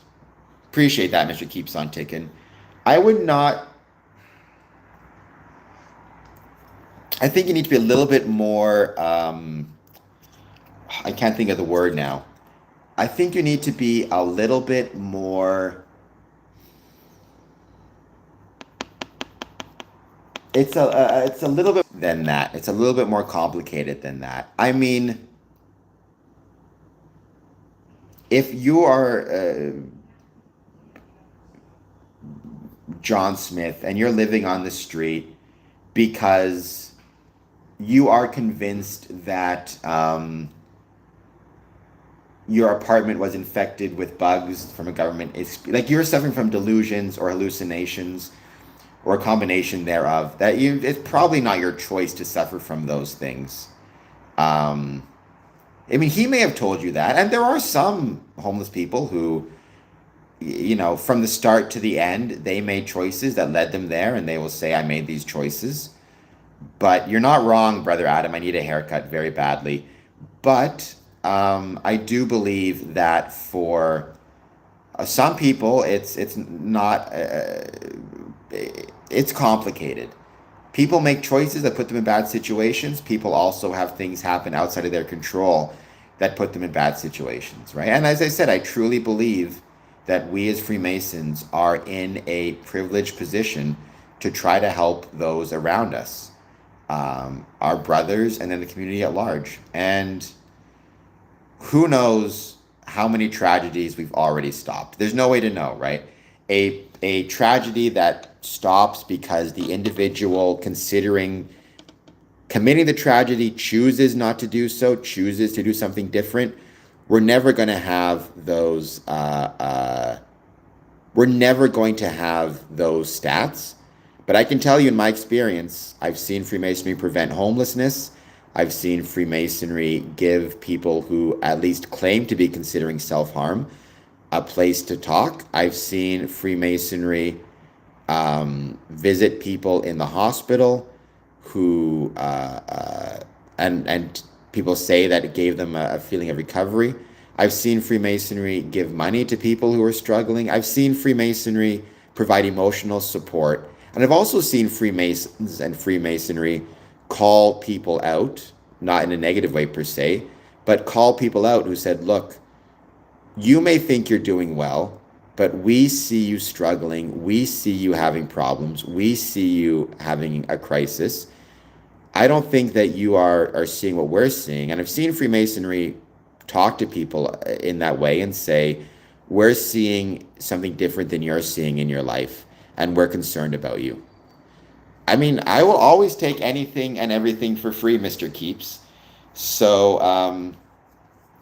I mean, that's very kind of you. And sure, I could use a clipper set. Maybe it'd save me a couple bucks instead of always using, although my barber will hate you as a consequence.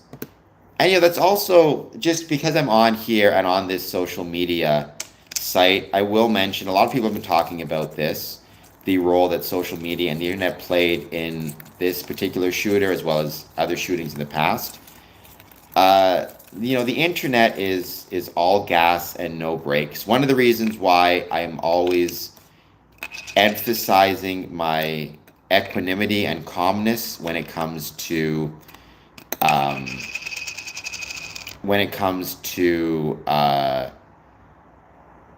trolls on the stream and people saying negative stuff on the stream is if you allow what's said on the internet to affect your mental health, you are going down an incredibly dangerous path. You cannot allow what's said on the internet to get you upset. Even if I say something that upsets you, don't let it. It's the internet. Don't allow it to affect your mental health. You're asking for trouble. You're asking for issues. Just trust me on this. And again, Freemasonry can remind people there's more important things than what's said on the internet, like what's said in a Masonic lodge. So let me know if that makes any sense. Let me know if what I said, if you think what I said makes any sense.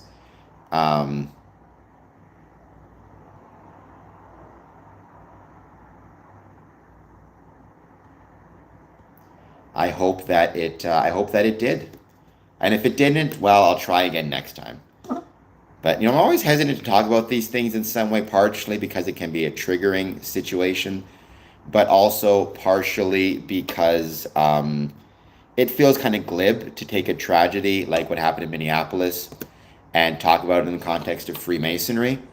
But I don't want to appear glib, but I think tragedies like this will only grow if we are not returning to civic engagement and we're not being there for each other. I've not heard of MK Ultra. Well, I mean, I tend to be very. There are Masons who will talk of Freemasonry in spiritual terms. I've always been incredibly wary of spirituality and Freemasonry. This is just my opinion. I've never been a big fan of considering Freemasonry in spiritual terms. I don't think it's a spiritual enterprise. I think it's a civic organization. It has maybe some spiritual trappings to it, but I would not say the same way. No, I mean, I agree. I think I don't believe in, how do I put this in a way that makes sense? I don't believe in male or female exclusive places, but I believe in male and female exclusive times or buildings. So what I mean by that is I think Masonic buildings should be for everyone in the community to use, to rent out, to whatever it is. I think everybody should have access to them as part of a community building. But I also think there should be times when the building, or at least rooms they're in, are used exclusively for fraternal orders and fraternal organizations like Freemasonry, where it's men only. And then also the Order of Women Freemasons can have their times to meet where there are no men present. I believe in that 100%. I do believe men need to have their boys' night outs, their spaces, or at least their times. I would say their times more so than spaces, although that's definitely splitting a hair. But I think it's important because sometimes when people hear, a men-only space, they think that means the building is exclusive for men. I think our buildings need to be for the community, but I think there needs to be times that are for men to talk about, I think boys' nights, men's clubs, those things are important and they do matter. And Freemasonry has been providing that time for 300 and something odd years. Yeah, I just think because again, I'm always thinking about, I probably think about this too much, to be honest. I'm always thinking about how others who are not Freemasons and who don't understand will read things. And so when I see spaces, I worry people may think what that means is the building is exclusive for men, which, again, in my opinion, a Masonic building should never be exclusive to anyone. They should be community buildings and open to everybody. But it's the times that those buildings are used and what they're being used for. But, I mean, yeah, that's probably splitting hairs. It's just important that sometimes people realize and understand these things. So I think that's what I'm going to talk about on today's stream. On tomorrow's, so there will be no stream tomorrow at 1 p.m. Instead, the stream is going to be talking about, we're going to have a 12 p.m. stream with Smokey on my personal channel, youtube.com/Cameron Adamson, which is going to be great. I'm looking forward to chatting with him. We are then going to have on the weekend, I'm going to be posting some more shorts. We're going to have a lot of exciting events. If you are in Windsor, please don't forget we have our coffee club Friday and Monday, and there's a baseball game happening. Chat me up, hit me up for more info. And thank you to everybody. We made it 2,500 subscribers. Let's do some hearts in honor of, or some celebration emojis in honor of 2,500 streams. Or 2,500 subscribers, I should say. And let's give it a bit more time, and let's just see who else joins. And this is back to the, what do you want to talk about?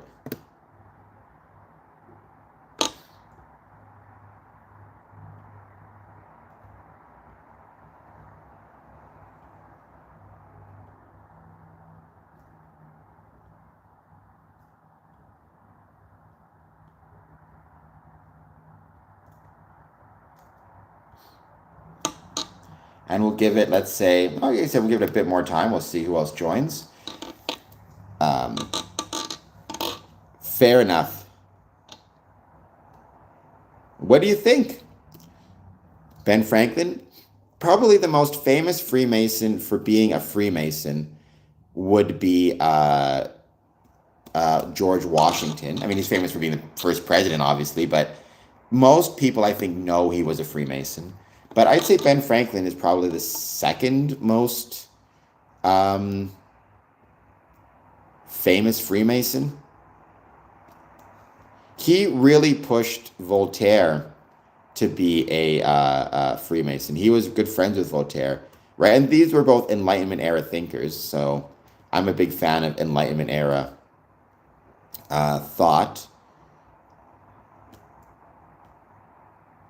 There's a statue of Ben Franklin meeting with, I can't think of who he's meeting with, but there's a statue of Ben Franklin outside of the Philadelphia Masonic Temple. It's really cool.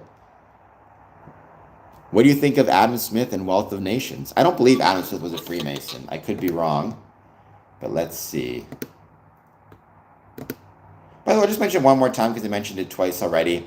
If you ever need any help and you're considering hurting yourself, 988 is the suicide crisis helpline. Languages, English and French, hours 24/7.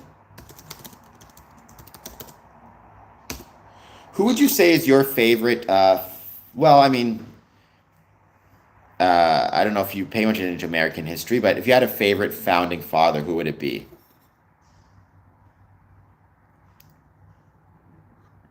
Looks like Adam Smith was not a Freemason. I didn't think he was.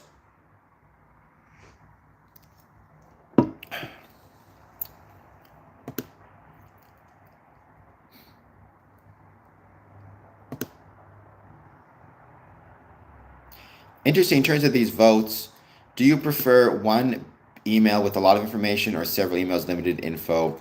One big email is well in the lead. So that's really interesting to see, which does make sense to me. I would have assumed the same as well. I would have put one big email as being preferable to many small emails.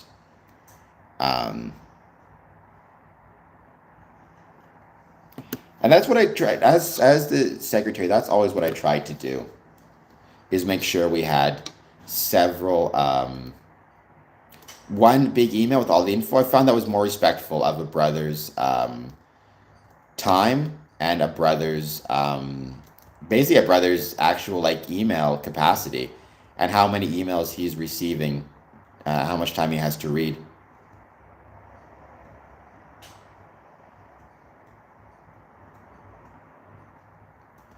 Right, because one email that has a lot of information, you're going to be able to read it quicker than 5 emails. You have to click on each one individually. If you see all 5, you might lose it, right? Or you might lose a couple. Teddy Roosevelt was a Freemason, as was Andrew Jackson, if I recall correctly. Let me double check to make sure, but I believe Andrew Jackson was a Freemason.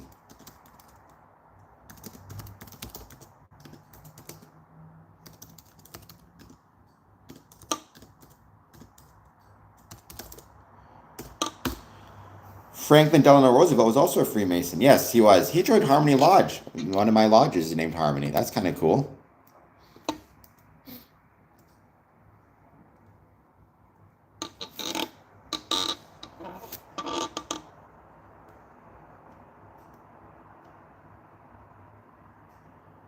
Interesting. AEW was just at the 2300 Arena. I remember I got to go to the 2300 Arena. It was really incredible to be there and to see the ECW logo in the washroom was so cool. Like, it was just really, there's this big painting in the men's washroom of the ECW logo. I took a picture of it. You should never take pictures in the washroom, just for the record. But this was one exception because it was just such a famous painting, famous arena.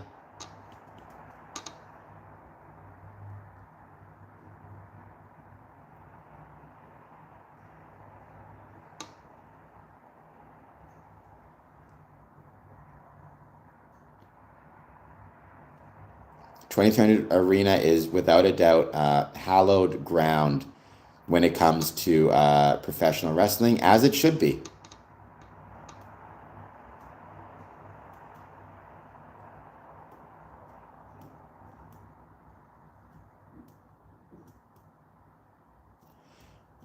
So I think what I'm going to do is on Monday stream, I'm going to talk more about email.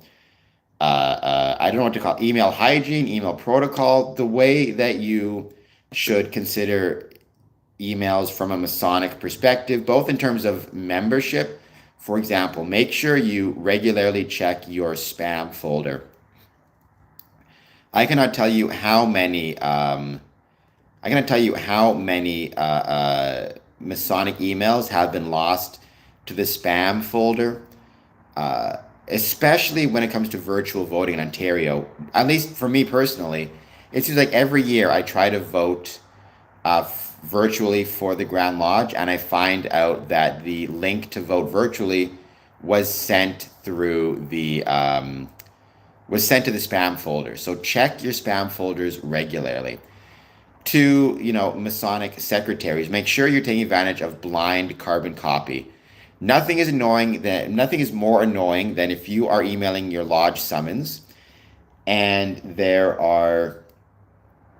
you have a lodge of, let's say, 100 members, and even before you can see the email with the summons, you have to go through 500 email addresses on the carbon copy section just to get to the BCC. And a lot of members don't want their emails out there to anybody beyond who it has to be. So take advantage of blind carbon copy.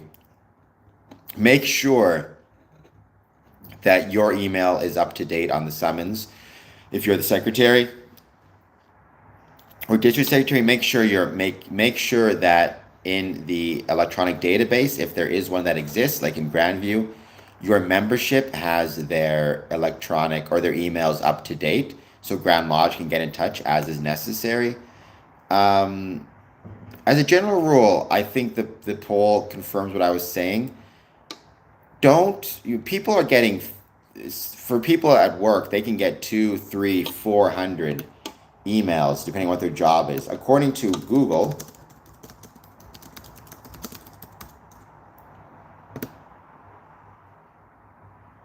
the average number of emails received per day is approximately 121 for an office worker and around 40 for persons receiving personal communications.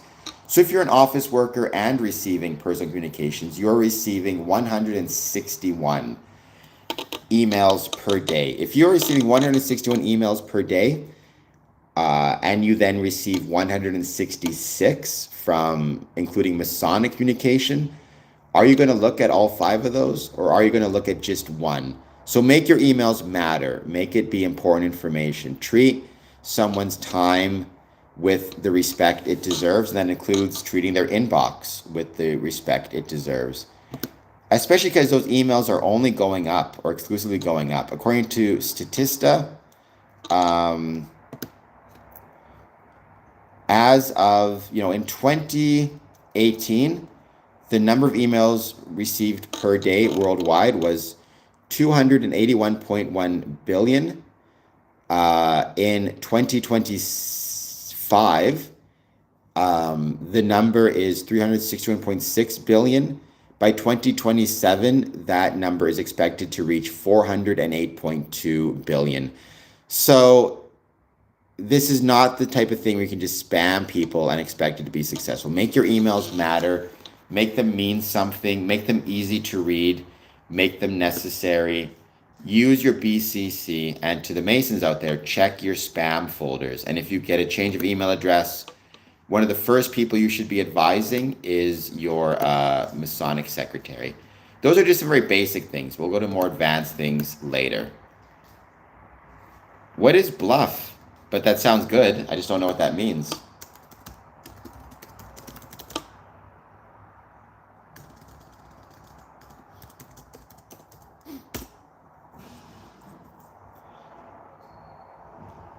Yes, that's very good advice. I mean, that would even include bottom line in your subject heading as well. Let people know what they're seeing right away. Because don't make them search for it. Don't make them seek it. Sometimes it can be putting important information in bold as well. That can be very, very valuable and vital. But I would agree with that. Bottom line up front, I think, is very, very valuable.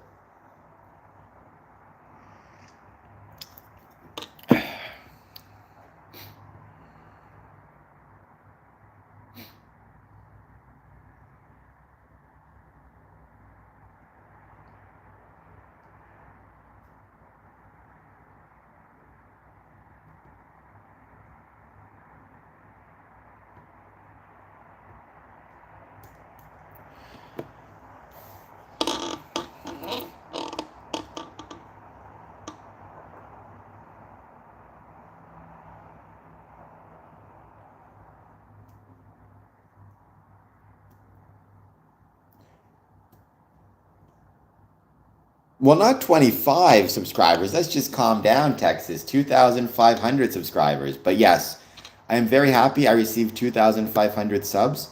Sometimes after you've got that number, it can go back down. However, we're going to keep our fingers crossed that the 2,500 stays.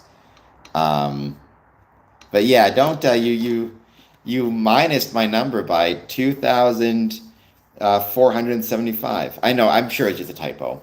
But yeah, no, I'm very happy to get my 2,500. It's small, but that means 2,500 people cared enough about the stream to hit the subscribe button. So I should be very grateful for that, I think. That is true. The niche theme hurts, but there are some Masonic YouTube channels that have a lot more than me, so maybe there's still room to grow. Let's hope there's still room to grow.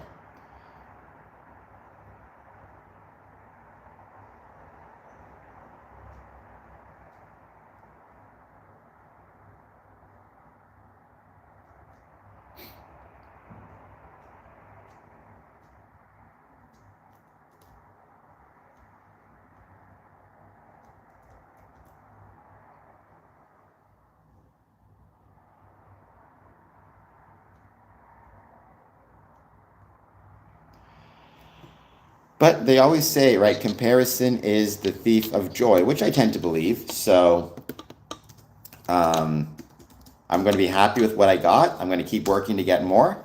And anybody who wants to support, you can support through Patreon. You can support by following me on social media.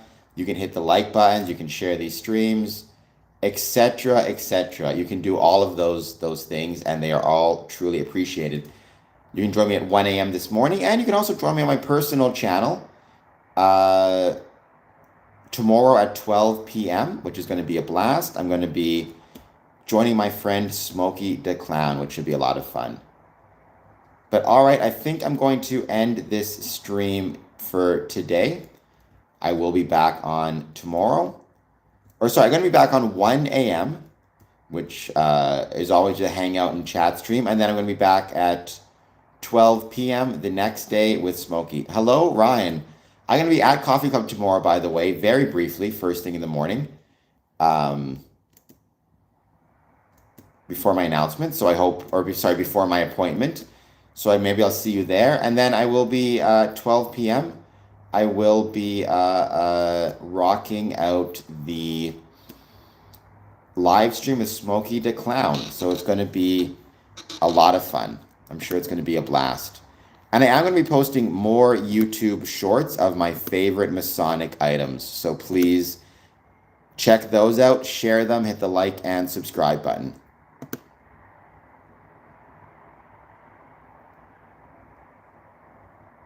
And don't forget, baseball game on the 30th of, so on Saturday.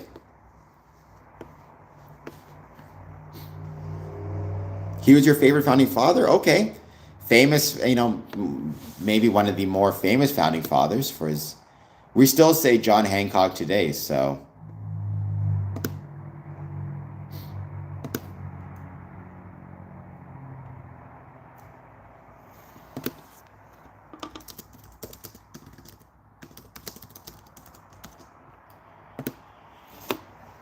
I'm going to give it, because 4 people are on right now, so I'm going to give it a second. I'm just curious to see if anybody jumps on and has anything specific that they want to talk about. I'll give it a minute or two.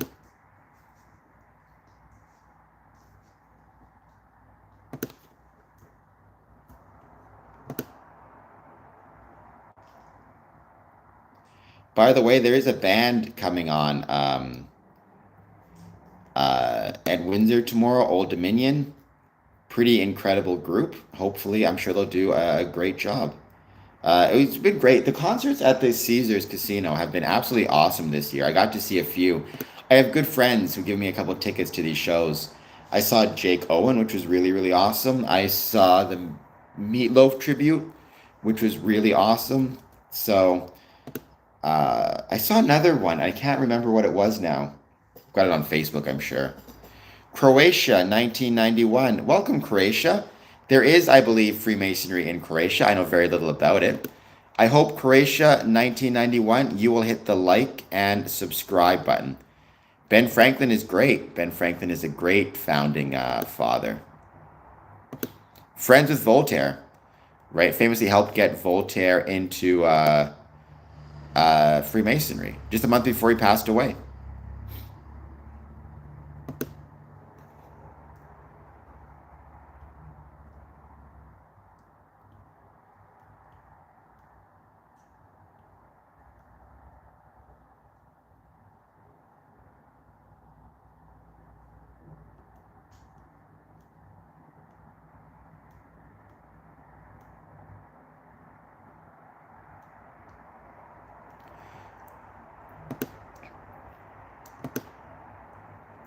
I'm just going to give it a second to see if Croatia 1991 jumps on and says anything else or says hello. I'm curious. Because I think he's brand new. I don't know if I've ever had a Croatia 1991 on this channel before.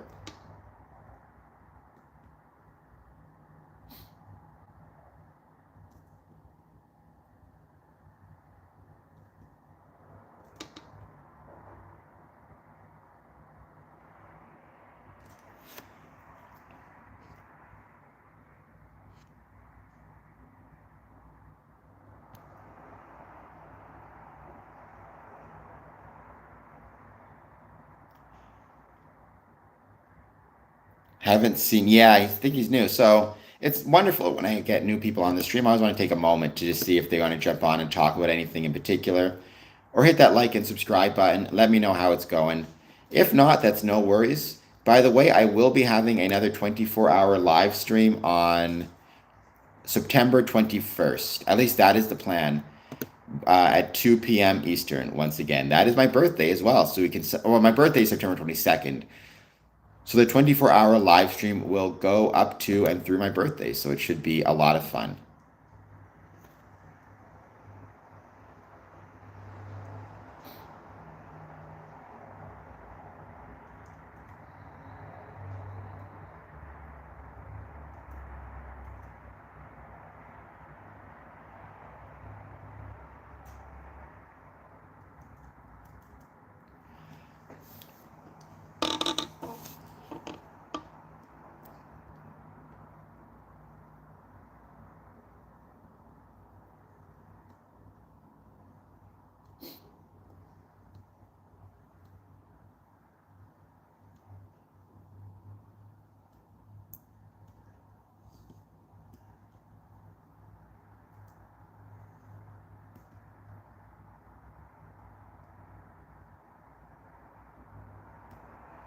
All right, I think I'm going to end this stream then. Thank you to everybody who joined.